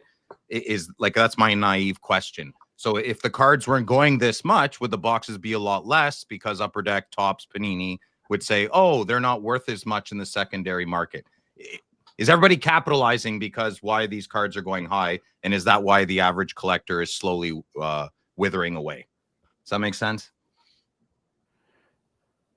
Well, probably. Well, Grant, you chime in, and my read on that is it comes back to supply and demand, right? When everyone notices that there's great demand, and the fastest way to make the most money is restrict supply, and so everyone along the whole ecosystem starts to pull back, and that's where you have to assign whatever word that you want to. If you're a capitalist, right, that's sort of where business strategy and price strategy and demand planning comes in, and you raise prices. Some people call it greed. That's up to. But what do you think about that, Grant? Yeah, it's like a fine balance. Like, there's a lot of the hobby, of course, like you have like the chase for like the logo mans and all that stuff. Like it is like sort of like a Willy Wonka or gambling, biggest hit type attraction, just like the bounty we saw on the Bedard, the 101 Bedard bounty. That's why that product went so crazy. Yeah, I'm not talking about inflation. So that's why I use that product. That's a perfect, like, that was hurtful to a guy who buys a case 100%. Every year for the last 20 years of flagship. Yeah. That hurt my feelings for the, whatever. I'm sensitive on that one, I guess, sure. But that was hurtful. I've been giving you my money for 2 decades. And people are chasing this kid because he's a phenom, and now I'm out of the race because I'm not chasing that card. I just want the base set. That stung. That hurt, man. And for sure. I mean, we haven't seen that like since that release. Like we haven't seen that craziness. Like the Celebrini year, all throughout Series 1, 2, and 3. I mean, it's been steady pricing. Like we've had it at $10-15 above cost for the last year. So I think that was like an anomaly for hockey, and I don't think we're going to see that for quite some time. But yeah, like for hockey, it's a different market, right? Like baseball, I always go to, and football and stuff. Like when people walk in our store, like their entry level to get a hobby box is like $650. Like, it is insane, right? Whereas baseball? hockey, I mean, baseball, like, if Football, you want, like, basketball for sure, right? football, basketball for sure. If you want like a baseball Topps Chrome, it's like $500 right now. We have it on the site. Like it's insane for one autograph per box. So like that's why I'm so grateful for hockey. Where I mean, you look at our like third best product for hockey, and it's like $300, $350. So like we Yeah, but are. listen, just because one other thing is crap doesn't mean our like we want to be careful. You said healthy balance. Yeah. Sometimes the skills, someone's got their thumb on it, man. Yeah. I hear you. I'm not trying to be negative, but Yeah. like just because the stores do it all the time on sale, $19.99. Like, yeah, a year ago that thing was $12. You know what I mean? Like, stop. Like, I hear you though. Well, I think though, Phil, getting back to your Bedard Series 2. Yeah. To me, I look at like engineered scarcity versus true scarcity, right? And I'll give you an example of both. So I think that was a case of totally engineered scarcity where the bounty goes up and everyone along the whole food chain senses opportunity. And that product didn't fly off the shelves because it got priced over where like most rational collectors were like $400 for a box of flagship is dumb. I'm not buying card it. that we're not chasing. Like, yeah, as much as I would love to open this product, I'm out. And we were at the Spring Expo when it came out. Nobody was buying it. Nope. I mean, before the pricing, I would have imagined like if that box would have been 175 Canadian or something like that. I mean, it's still high, right? You probably wouldn't have been able to see the floor at the expo. There'd be so many Series 2 wrappers laying on the ground, right? Nobody bought it. Now, so so the ecosystem tried engineered scarcity, and I don't think it worked. Now, and maybe it did work from a margin standpoint, but it wasn't driven by demand. It was driven by the desire for profit. True scarcity was PWHL, the original release. Yes. Nobody expected that. Nobody expected it, right? And so people just priced it like $100 a box, and then it was like, oh crap. Yeah. Right. And then it went up to $400 a box, and you couldn't even keep it on the shelves then because that was real demand. That was the marketplace saying, we want this. And that's how capitalism is kind of supposed to work, right? Where the price goes up until it outpaces demand. And so, to me, that's a really good example of true scarcity versus engineered scarcity, which the whole hobby industry tried to use for Series 2. Nice. Well said, Josh. But yeah, no, it is crazy. It's fun when you have situations like these. And I think too, like, again, one more point on the whole Bedard thing. And I feel like who knows who would even know the answer if this would Upper Deck or the big distributors would have to say, or the most influential hobby shops or the big air stores or whatever, that experiment didn't work. And then that's why hobby boxes went back to normal. Now, again, I think people maybe made a lot of money on Series 2, but did the ripple effect of that crush a whole bunch of other products where it's like, yeah, we made more money on Bedard Series 2, but we got killed on everything else. And did we really do better off in the long run? Who knows, right? Maybe, but it just felt really out of balance at that point, and it feels more in balance now. Anna, do you agree with that? That grant, at least? Yeah, I mean that was the one product that went absolutely bananas. Like the rest of Bedard year was actually quite normal. Like if you look at price in comparison to year, except paper. O-Pee-Chee paper is still ridiculous for 23. Yeah, Josh's thorn in his side. That was not produced. Like that was a trickle effect where just like PWHL, like that was not produced near the level of what the demand was. That was his first rookie, right? So everyone was eating that up. Cold rookie, right? Yeah, so that went so high, but that was natural as well. Like that was a steady, like I know for our shop, like we started off at like whatever it was, $100, and we went to 120 and we went to 130. Like that was a slow increase on that. Series 2 was just out the gate like bananas, like banana land. So you have no Series 2 left? Oh no, we still have some. Yeah, that's the point. Yeah. that's the whole point. Yeah. Well, but that was like, I think every shop was sort of like that. Like, I mean, for defense of a store is like, a product like that is very vital for a store's survival. I mean, it's a little different when you, again, if you have support from, Topps, Panini, all these things. I know a lot of stores in Canada that survive off, Upper Deck products alone. And we get 4 products a year that are actually profitable, like real profit. So that helped out a lot of stores, I'm sure. And if we look at like the situation that a lot of stores in right now, and it's not great. And I assume a lot of the stores are still surviving from that Bedard couple releases. So from the same aspect, like it is important for a store like that to, get the money. That's a good point, Grant. That's a good point, and I just hope that doesn't happen again, because I don't think that's good business, right? Like, oh, thank God we're surviving because we made such a big margin in the past. And you know what I mean? Like, wouldn't it be nice to have a healthy balance? Hey, I would love, like, there's 21 releases around a year. Like, I would love, like, for them to be steady and yeah. But it sucks that they're not. Like, that's stress, right? So the big profit ones would be the Cup. You had like Flagship with Bedard, EX 2000. What was Flagship? Like Bedard was like an anomaly. Like realistically, like from our end for profitability wise, and like what is like keeps us like afloat for the whole year. It's Cup, it's Premier. Clear Cut was one of them. Now we got Clear Cut stripped right now, and I'm scared for this year's Clear Cut. And like SP Authentic. Those are the big 4 that typically. EX 2000. Yeah, that's a great. I know a store that I told the number of boxes that I ordered to, and he messaged me at least twice a week just to remind me, like, hey, how's EX doing? Might be my fault. Sorry. I apologize. Don't worry. Rip Party this year, everyone's getting a box. I told you that's what he's gonna do. I said you got to screen Grant at the door. I feel like he's gonna drop off. Grant's gonna come with a semi truck of EX 2000. You want to give back to the hobby? I'm giving back. Okay, well, we got a lot more to get through, so we got to roll on. So this is another pickup at the National, I assume. Yeah, that was another cool one. Yeah, like really cool 0304 design, talking about the whole market going crazy. This is another set that just has gone bananas. Like it has the throwback to LeBron RPA. So this is a set that saw a huge spike because a lot of these basketball guys are showing some interest. And I think the Gretzky jersey auto version of this just did 20,000 Canadian, up from like 13,000. So insanity. Oh, that's like Phil's Grail card. I would love to find who has the Yzerman version.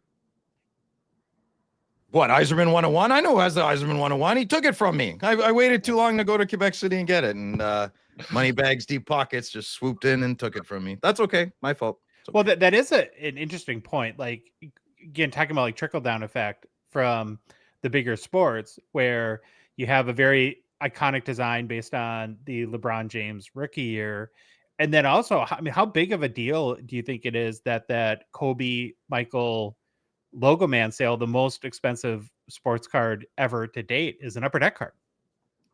Yes, that's actually a great point, Josh. Like that's something that I actually had a meeting with a few like the product developers at Upper Deck this at the National this year, and I said like, because like the shifts and focuses of like development can go each which way, and I'm one brand and product that I'm super passionate about is Ultimate Collection. You have the heritage behind it. It's a legacy set. Just of course like the Cup, like, but Ultimate was around before the Cup, like you know, so we see the biggest sales in this hobby come from Ultimate Collection.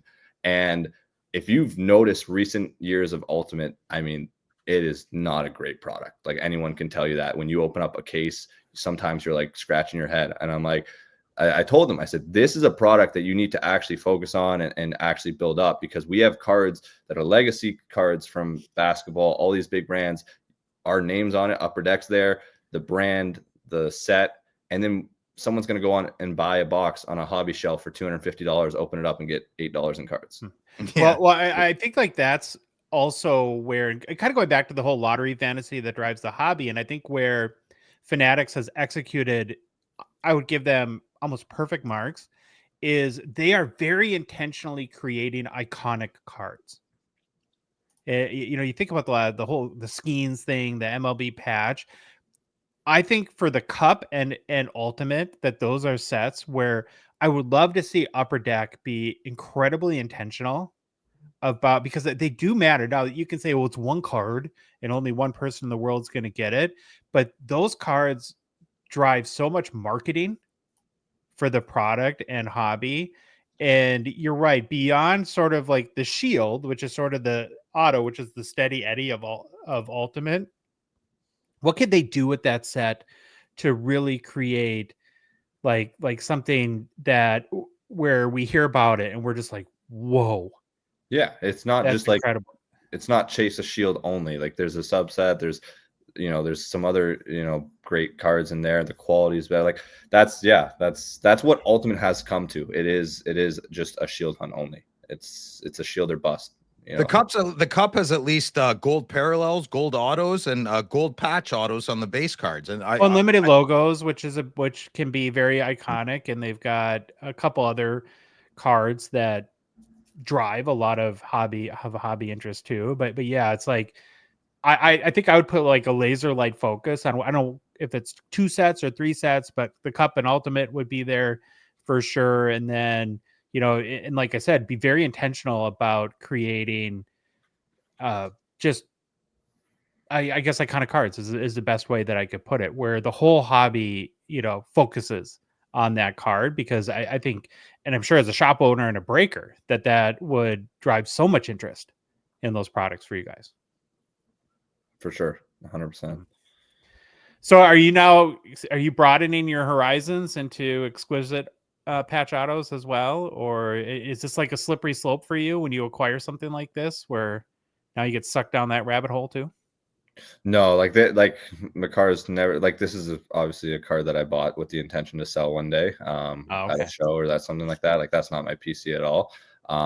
But if it comes up, this is the type of stuff we look for, like absolute grail piece from the 0304 design. This is more so just buying and selling in the high end space. Well, yeah, and maybe this will fund a big shield card someday, right? For sure. Yeah, it's like that's a set also that I believed in long term, taking that in, like knowing the 0304 design to it. It's cool to have a piece like that in the inventory. Good thing I picked up my 20 or 30 last year or the year before. A little unattainable now. Holy moly. Oh yeah, who would ever have a Gretzky all-time Future Watch auto that they bought from me? This guy right here. Yeah, Wonder what that's going for now. Wonder what that's going for. I don't know, but it's in my vault. Yeah. Yeah, forever and always. This next lot that you purchased is going to be very, very exciting for Phil. It's one of his favorite teams, favorite players. Holy Willie Nylander. What happened here? Someone forgot to take their medication is what happened. Yeah, so this is a cool one that we recently did. Again, if you're ever in Toronto, we're always buying if you can't make it to the store. So this collector was in he was in Owen Sound, so we went and made the drive up to him and spent the day with him and worked on this collection. This is just half of what he has. I haven't sold or moved a single one of these Nylander RPAs because I really want to complete all that he has. There's 25 out of the 99 in total that he has. So I got four just like earlier this week, and hopefully within the next like couple months, he's planning to move the rest to us. But yeah, this was a collector who had a crazy Nylander collection. He wanted to move them. He contacted us, and then we went to meet him at his house and worked out a deal on it. Obviously being in Toronto, this is like right up our alley, having a player like this. And that's why you might not see 99 RPAs of Nylander surface very often. Well, this guy had them all. So I love this man. This is a Toronto version of me. This is fantastic. Yeah, good. Is he older? Older gentleman or younger? Oh, no, he's around your age, Phil. Yeah, okay. So he's young. Super That's old. good. No, he's all young. Old. There we go. And this is like a just total curiosity question, because is there a commonality ever, or is there whatever reason under the book? I think of, gosh, you took the time and money to put this collection together. What makes you want to just be done and move on? Is it boredom? Is it financial need? Is it, It's a good question. No longer likes the player? I mean, is there a common answer to when you're in these scenarios? There's a multitude of answers. Like, so example, the collector I worked with today on his collection, that his collection PC number one player was Marty Brodeur, and that's like 90% of the collection that we bought today was Marty Brodeur.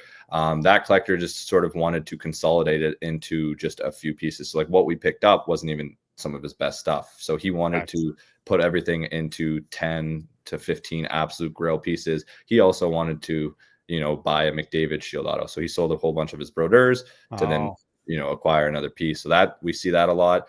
This collector with the Nylanders, I think he was just sort of getting out of it. He made a great investment. He bought these early. He was telling me what he paid for them, and they're well up since then. So it's sort of a mix of multitude of things, but a lot of people like to consolidate, which I always think is a great play. And then if they're just wanting the cash and get out of it. So he's still collecting this, or he's kind of getting out of collecting entirely, or you meant more the blue team? This Nylander collector, I think he's sort of like still in it, but he's not. He just doesn't want to have this much in one player. Oh, okay. So he'd rather like a 1-of-1 shield or a smart. Yeah, smart. like I think he's going to buy some knives, and like I think he's going to diversify. He's still a Toronto fan, so to have this much of one, like say Nylander starts the season and does horrible, like there will be a drastic drop in these cards. So it's ups and downs with this much. The time is nice. Well, Golden Gopher, row the boat, Sky Yaman, go Gopher. Yes, we know. Hey. Okay, now you sent some other photos. Is this another collection that you bought? Yeah, so this one was funny. The card on the far right of the screen is a hot dog Stanley Cup Phil Kessel card. So yeah, for those who don't know, this is like $1,000 card just because of its meme and rarity. Sure. So I thought this was really cool. To have one of these walk in the store was unbelievable. I was on a collection buy that day. I missed it. I was so mad. I wanted to be there to meet this collector. So this collector came in from Buffalo to the store to sell his collection here. Just a small part that he had. But that Phil Kessel card has been one of those things that's like, it's on a bucket list, and cards like that for what I'm going to collect and stuff. I want to get that in the wild. I've said that before, like something like that coming into the store or finding it on a show floor. Like that's the cool part of it for me. You can buy it on eBay. It's sitting up there, but something like that's cool. More of a treasure hunt this way, right? 100%. Yeah. That card was okay. Great. Oh yeah, there it is, more in focal point right there. Nice. Very, very nice card. And he found that card in a $5 bin in a Pennsylvania card show, and he found Pennsylvania. It's ridiculous. Are these all the same collection then? So this was another collection that we just went out to Kingston on this one. This was an awesome collection, a whole bunch of new cup stuff. This is a collector who's been ripping a lot of cases of recent year cups. So he was sort of the same thing. Like he goes and has his fun. He opens up the cases, and then he wants to consolidate them into some grail pieces. So we go up there, and when he called us, and we worked out a deal on this big lot. Was there a kind of a key card that stood out here? For this one, it's funny. So this was like two parts. I'm still putting out a YouTube video for the next part. But there was a big shield and a few bigger pieces. He didn't want to let go of sort of like the bigger pieces in this collection, just because that's what he sort of does. He consolidates it into those pieces. So there's a ton of awesome pieces there, like around $1,000 range. But anything above like a $5 range, he seems to keep, and that's what he wants. That's what he collects. And this is the Brodeur collection that you're just talking about? Yes, that's the one we worked on today. Yeah, there's the Brodeur shield, bottom right there. Yeah, it was this was so cool. So like again, I knew this collector for years. Like it was a trip down memory lane, going down like the same roads that I used to meet him at. So this collection, like I would say 60 to 70% of it was cards that I sold him back in like 2018. Was it Louis? Is there more to Louis than we know, or no? There's less. Yeah. So but yeah, this is a cool collection that got to catch up with him and see what he was doing and throughout these years, and really cool. Well, cool stuff, man. Okay, before we let you go, I want to chat just for a few minutes about Clear Cut, because that came out yesterday. And one of the things that we've talked about with Clear Cut on the show is that ostensibly the product is kind of a breaker's dream. And, it's pretty easy, I think, to open. But there's a couple of maybe like key questions or controversies with this year's release. And the first one that we've talked about is no McDavid, Ovechkin, Crosby autographs in it. And is that a big miss from your perspective, because we've heard that you got to give it a break at some point, Upper Deck. You can't, we can't just keep like overwhelming the supply. Other people have said, well, with Clear Cut, being established as an auto product, that this is not the, maybe take them out of Parker's Champions or something like that. Don't remove them from Clear Cut. Where did you land on the whole debate around that? Yeah, so I'm someone who loves Clear Cut, but obviously like the price point and the checklist has to be there. It was cool because the last year that we saw was like sort of like a dual rookie class. So you had both rookie years, and I totally get Upper Deck standpoint where, they have to produce this product at a price point. So there's going to be a lot of duds. There's going to be a lot of boxes that, you're not happy with, as long as like there is the upside and people know that risk. Like I always say that before any video or anything for Clear Cut, I always say this is the craziest high risk, high reward product. Like a lot of the boxes you're going to open up and you're gonna be like, what the hell did I just open up? I've never gotten more than a $5 card and I've opened up probably 7 boxes in my life. I'm biased obviously because I'm a breaker and like you open up a lot of it. Yeah. So, but this is like a staple where it's like we go through a ton of breaks. So this year in specific, I was going through that checklist before anyone. Like I was creating our.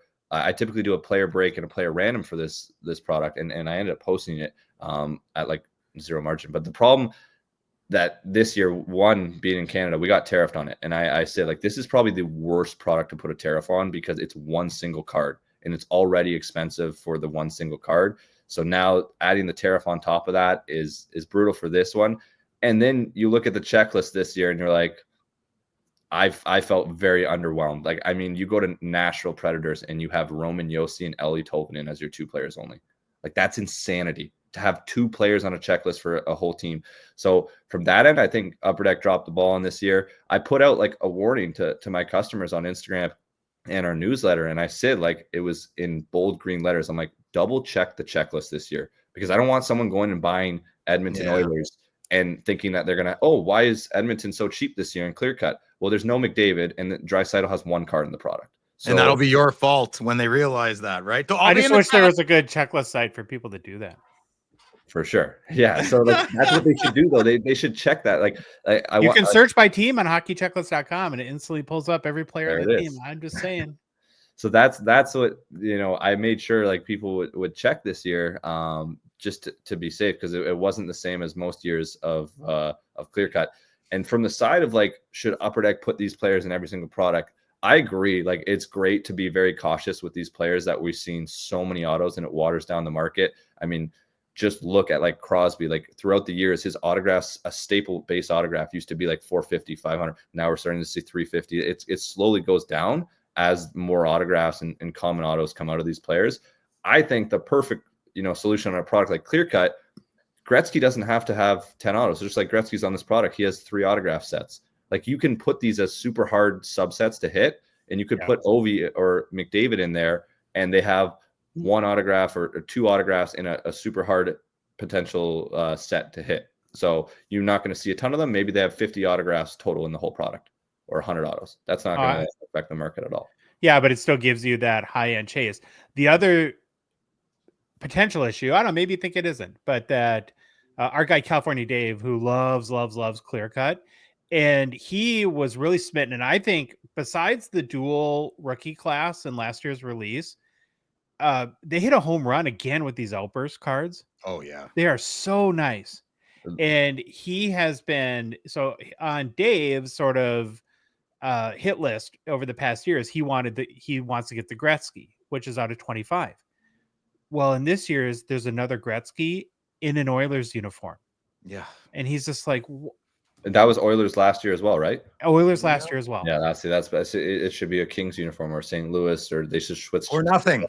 Or nothing. Not the ideally, yes, but I think that would be cool. Like a player like Gretzky, that's how you like switch it up, and so the market doesn't have 2 of the same exact card. You put it in a Kings uniform, and then the next year you put it in St. Louis, and then it's done. Ideally, well, then this is like what killed the Jambalaya, right? Is that people went hog wild for the Jambalaya when it came back in 2020, and by 2022 nobody wanted it anymore because there was now 7 more all of a sudden with EPAC achievements, Connor McDavid Jambalayas in the span of 2 years. It's like, how does this happen? Right? It's like they can't help themselves at times. We talked about it on our last podcast. It's smashingly mind-blowing. I just don't understand how, like, Josh, in office world, when projects get done and like there's project managers, is there a manager to look at the checklist and go through and I know you've never worked at a hockey card manufacturer or place, but is that how projects work in corporations? Like there's a bunch of people that do a thing, they submit it to a supervisor checks it off, then the manager signs off, and then someone bigger signs off, and then multiple checks happened. Is that how that normally works? Yeah, that would be called like internal QC, right? Quality control. And I'm not, Okay. I don't know. I don't know a lot about how Upper Deck works, and this is not I don't know enough to be overly critical. And the other thing I'll acknowledge is that it's very easy to Monday morning quarterback these things. Yeah. But and this goes back to my whole like iconic card thing, is that the details I have learned in this hobby really, really matter, right? And so it's like, and I think Upper Deck is very siloed in their approach, and maybe that's like what works best operationally and logistically. So they have coordinators that pick out the checklist. They have product managers that kind of map out the set. They have designers, and they have memorabilia people across the country in other cases. And being siloed like that, I think there's good logistical advantages, but then unintended consequences is Makes it's hard sense. to keep everybody on the same page. And I'm a broken record, but again, you look going back to the details, and I don't know if you would even agree with this, Grant. Like I've said, as amazing as the OV Young Guns tribute was an extended, because they didn't foil it like they had done with like the 30th anniversary or 25th anniversary cards and said, all-time scoring goal king or something like that, just something. Can you now look at that card and say, well, what if I just handed Ovi as Young Guns in a blue marker? Someone did. Like there is a card out there where it goes, so Right. And that's like a legitimate. I mean, if you're going to drop $25,000 on that card, that I think that makes you think, right? Where it had because there's really nothing that identifies it as this iconic sort of chase that was put into, overall an amazing idea, but it's like that one little detail, right? Well, now you really strike something with these outburst autos and clear cut, and you've got the king of all hockey cards, pardon the pun, with the Kings jerseys, it's a smashing success. It's like, don't put him in an Oilers jersey back-to-back years. There needs to be a governing body of advice and guidance of collectors. I think right? they're really open to that. No, but I'm just saying, like, what a horrible idea, right, guys? What a terrible idea. The people that buy the thing they make, why don't you ask the top 50 of their opinions? You don't have to listen. Just casually send out an email. What do you think about this guy? That's not a crazy idea. That's a really good idea. When the FBI wants to beat a hacker and they want people, who do they hire? They hire ex-criminals, right? So that's a weird. I will say Upper Deck does they do that to some extent. Well, they're asking the wrong collectors, brother. They do it to some extent, but yeah, it's a process. I mean, maybe on a bigger scale, or people that have no investment. No offense, Grant. I mean, your business is related to this, but like mine isn't, or Josh isn't, or Ziri, right? Ziri would be a great person to ask. Like, what do you think, buddy? About he's very knowledgeable. He's consistent with his videos. He'd be a great guy, and I'm sure I would disagree with a lot of things he says, but I value his opinion. Well, and I would love Upper Deck to ask him, me, Josh, all the strong-willed collectors, I guess. Just the result of this is fear in making a big purchase, right? So, like, because again, you might be like, well, why do you care if there's a Gretzky 2 years in a row? Well, let's say that based on last year's release, you said, wow, this card is amazing. Holy moly, Upper Deck, they knocked it out of the park with the design. It's awesome. And I'm like, there's 25 of these Gretzkys. I'm going to go big. I'm going to overpay for one of them. And then this year come out, you see the checklist and you're like, what the hell? Yeah, no, that's right. The same thing to, like, less than half right away. 0304 design. Like, imagine collectors who had the true Gretzky, right? And then they see a different version of the Gretzky getting made. Like, that's why I'm paranoid about the tribute McDavid outburst, the red outburst. I'm fully prepared, like, because I got the red outburst, but it's a tribute. If they do that again, Billy said they wouldn't. That would kill me. That would, and it's not a money thing. The card, I'm not selling it either way. I'm happy. I'm one of 25 people that has that card. I don't want to be one of 50 and then explain that mine's from the first batch. Ugh, that is huge. That is so imperative. And I just wish that was a priority at the big house, you know? Well, okay, we talked about the Yeah, let's potential be issues. positive. We want to end this on a. This has been I a great know. commercial to sell your breaks this week. We're passionate. We're Oh, passionate. trust me, I already Everybody- put that in the bin. Yeah. Typically, we do well on release days, and clear cut. I made sure. Is there any or what are the cards in clear cut that you are excited about? I mean, obviously there'll be some huge, Mitchkov Celebrini and Hudson are going bananas right now. So there'll be a lot of interest just based on that. Champs always does well. They don't have that's UD vintage. Oh, there's updates though. There's a lot of updates for champs. Sure. Yeah, they got rid of champs, Phil. Yeah, checklist boy. Yeah, I mean, clear cut this year again. I looked at the checklist and I don't have a lot to say. Any 90-91 tributes to Upper Deck? Yeah. No. There's actually Dazzlers this year. I do think that's going to be a Yeah. very popular set. Dazzler autographs are going to be very cool. They have sign on the tie. Like they always do really well with the tribute sets for clear cut. I love that. You guys can see me on Wednesday. I'm probably going to be struggling to fill, but You've told us this before. Like you can't fake it, which I think is a good thing. Yeah. Where honesty wins, man. It loses, but it wins. over time, if you're playing the long game, you'll benefit. Yeah, like I looked at that checklist again, and I couldn't put out those breaks. I mean, I price it accordingly, right? Like Nashville is like $30, like or $40, like. Don't ask me. I don't know. Right. So, but like I price it accordingly. But yeah, like you got to make people aware of when a product's like completely different than your standard. Like years past has always had those players. Like when have you not seen McDavid have an autograph in a product? There might be another one this year that's really different. Wait, what's that? Nothing. I don't know. How's the sausage made? I have no idea. We're going to talk about it. He's talking about Stature, which comes out Yeah. in September. But, That's going to be amazing. yeah. Well, let's hope so. All right, Grant. Well, congratulations on your Mario Lemieux, even though Phil hates him. I'll be happy for you. Thank you. And all your recent pickups and some great insight. It's fun. I mean, we're in a fun spot in this hobby right now. Overall, it's pretty crazy to see what's happening. And let's enjoy the journey. Let's enjoy the journey. We don't have to have strong opinions on what's going on. It's okay. No.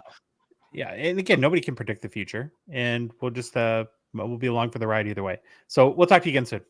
Awesome. Thanks, guys.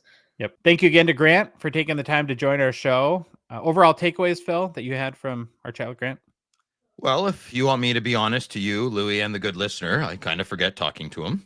But I do know I love Grant. I think he's a great person.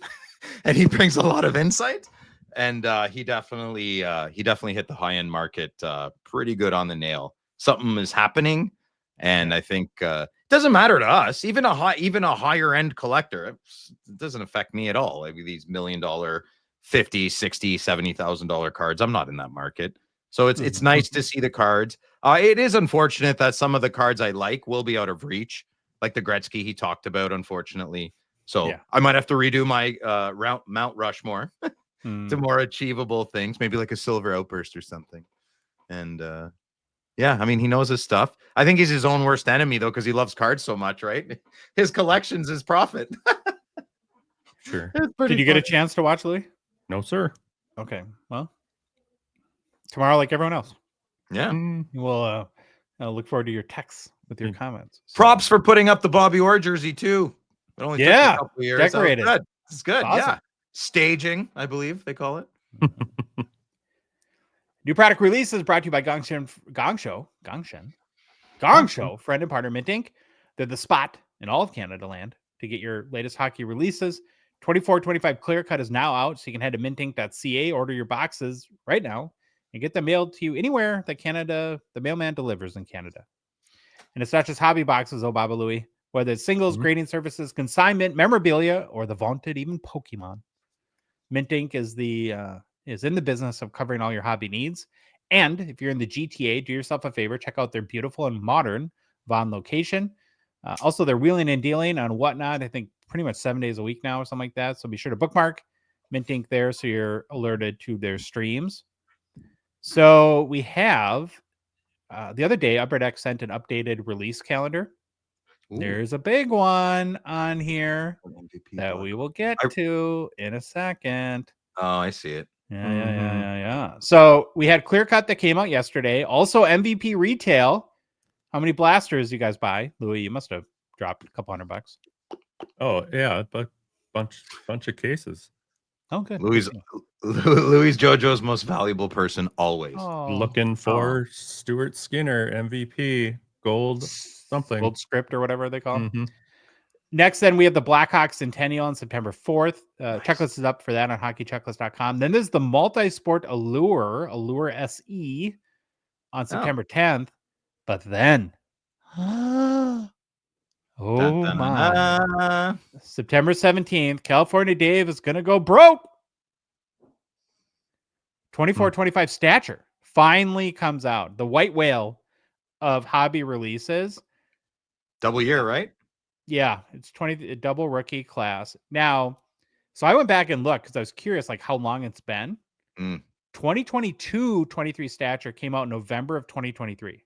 Oh my God, 2 years. Mhm. It's been a Holy long moly. time. Yeah. What does it all mean, Josh? What does it all mean? We shall find out very soon. Yeah, you're gonna pick some. I might pick up a box of that. The all sports. Oh, really? Well, I don't know. They got tennis, right? You big tennis guy? I like some tennis. Yeah, I like other sports: basketball, Okay. beach volleyball, swimming. All right. Okay. Then after that, another kind of really interesting move. So a week after Stature, we have 25-26 Artifacts. And what's interesting about that is that's come out in December, the last few years. So we're going to have 25-26 Artifacts before we even have Series 1. Oh, do we like that? I don't know. Do we? I don't know if I do. Bring it. Let's get them out before Bring something else happens and we Wait, get so behind again. When does Series 1 usually come out? Mid-October, early November? And that's not out right now. No. Interesting. Well, it's not going to be out at And all. so Artifacts will, like it always does, it'll have the holdover rookies. So the pack pulled ones will be the Ryan Leonards and Ivan Demidovs, right? The guys that debuted last spring. And then the redemptions will be like the Michael Misas and stuff like that you'll get. I want to get on the Michael Meese action. It's so good, dude. Are you gonna get sucked into a prospect? I'm probably gonna get sucked in. You're gonna get sucked in. I can't help it. I like him a lot. I like it a lot. Yeah, I can't help it. I there's every couple of years I want to like Sanderson's been my last guy, right? There's no new Sens I really want, and I don't want to. That didn't really work out. Yeah, 2 Sens is enough for me. You know, like I don't want to. I don't have any Tim Stutzel cards. I really like. I don't care. I feel like I'm gonna get sucked into the whole Zeev thing, Louis. He's good, Josh. You gotta. Well, I'm sure you boys have. Louis and Josh, you guys have seen some highlight reels of him, eh? Smooth skater, bro. He's special. I really wanted him to last for Ottawa to pick him up. Yeah, right. Yeah, he could be a golden pick in that draft. We'll see. He could totally suck. Yeah, I don't know. It's a defenseman. I'm not going to go crazy. I just really hope that Stature is received well and that everyone. I'll let you know. People have been waiting so long. Oh, what do you mean? Well, I'll let you know because I've been waiting forever. And yeah, I know. The problem is though on the feedback, you could have 10 people that like it, and there's one person that won't like it, and that one person who won't like it is way louder than those 10. I think we're pretty good at sifting through the noise, though, don't you? Yeah, we are. So make sure you are too, good listener. Don't let anybody yuck your yum.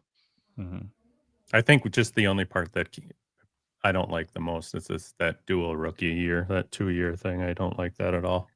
That always seems better in theory than in practice. Right. Well, actually, for Clear Cut, it was pretty awesome last year. That was maybe one product that works well on. I found the stickers harder to open on the boxes on Stature. Maybe they had like a new sticker supplier.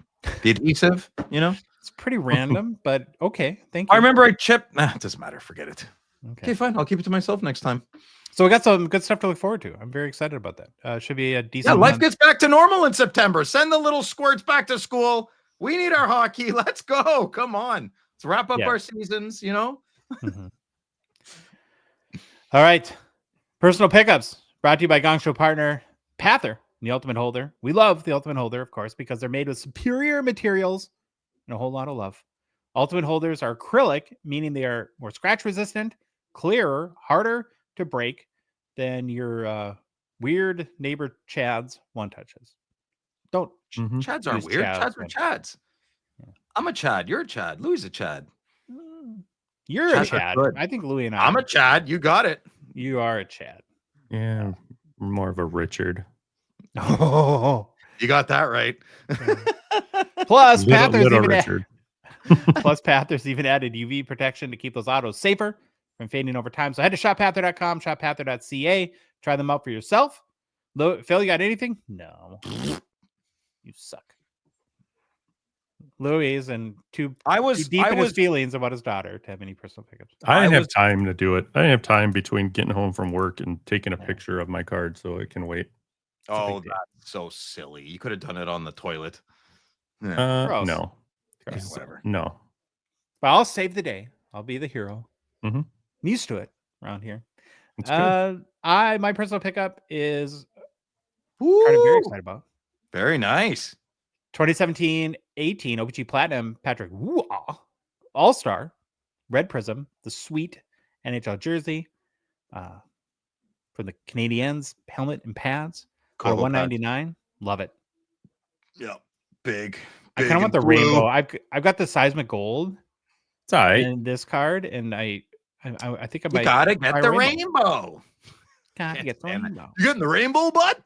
I tell you what, I don't know, man. Getting the cards I like. You can call it a rainbow. It's, I don't know. Rainbow only 3 colors. That's the stupid thing that happens with these damn cards is you get 1, you get 2, and then you're like, well, I need 2 more, 3, 4 more. It's like, I got to get them. Shoot. Sorry. We don't have to be a slave to the checklist. If you get the rainbow, that means you have to get every card. You don't have to do that, even though it's pretty cool. Yeah, it's fun. Yeah, I know. Well, Phil, you have fun? No? Yes, I had fun. Thank you. I don't know how to answer your stupid question. I'm leaving next time. I keep forgetting you're going to do it. I know. No, we're glad you had fun. We're glad you woke up for it. So, actually, your tendency to forget everything makes recurring jokes like that so much more fun. So I appreciate that about you. You're welcome. Dude, try being me and watching movies. It's the greatest gift ever. I'm like, I've never seen this. My brother's like, we watched this last year. I'm like, I don't remember. What were you watching the other night? What were you watching the other night that I got to watch? Oh, Clear and Present Danger. Yeah, I still. Oh, so good. Great yeah, movie. man. Tom Clancy. What?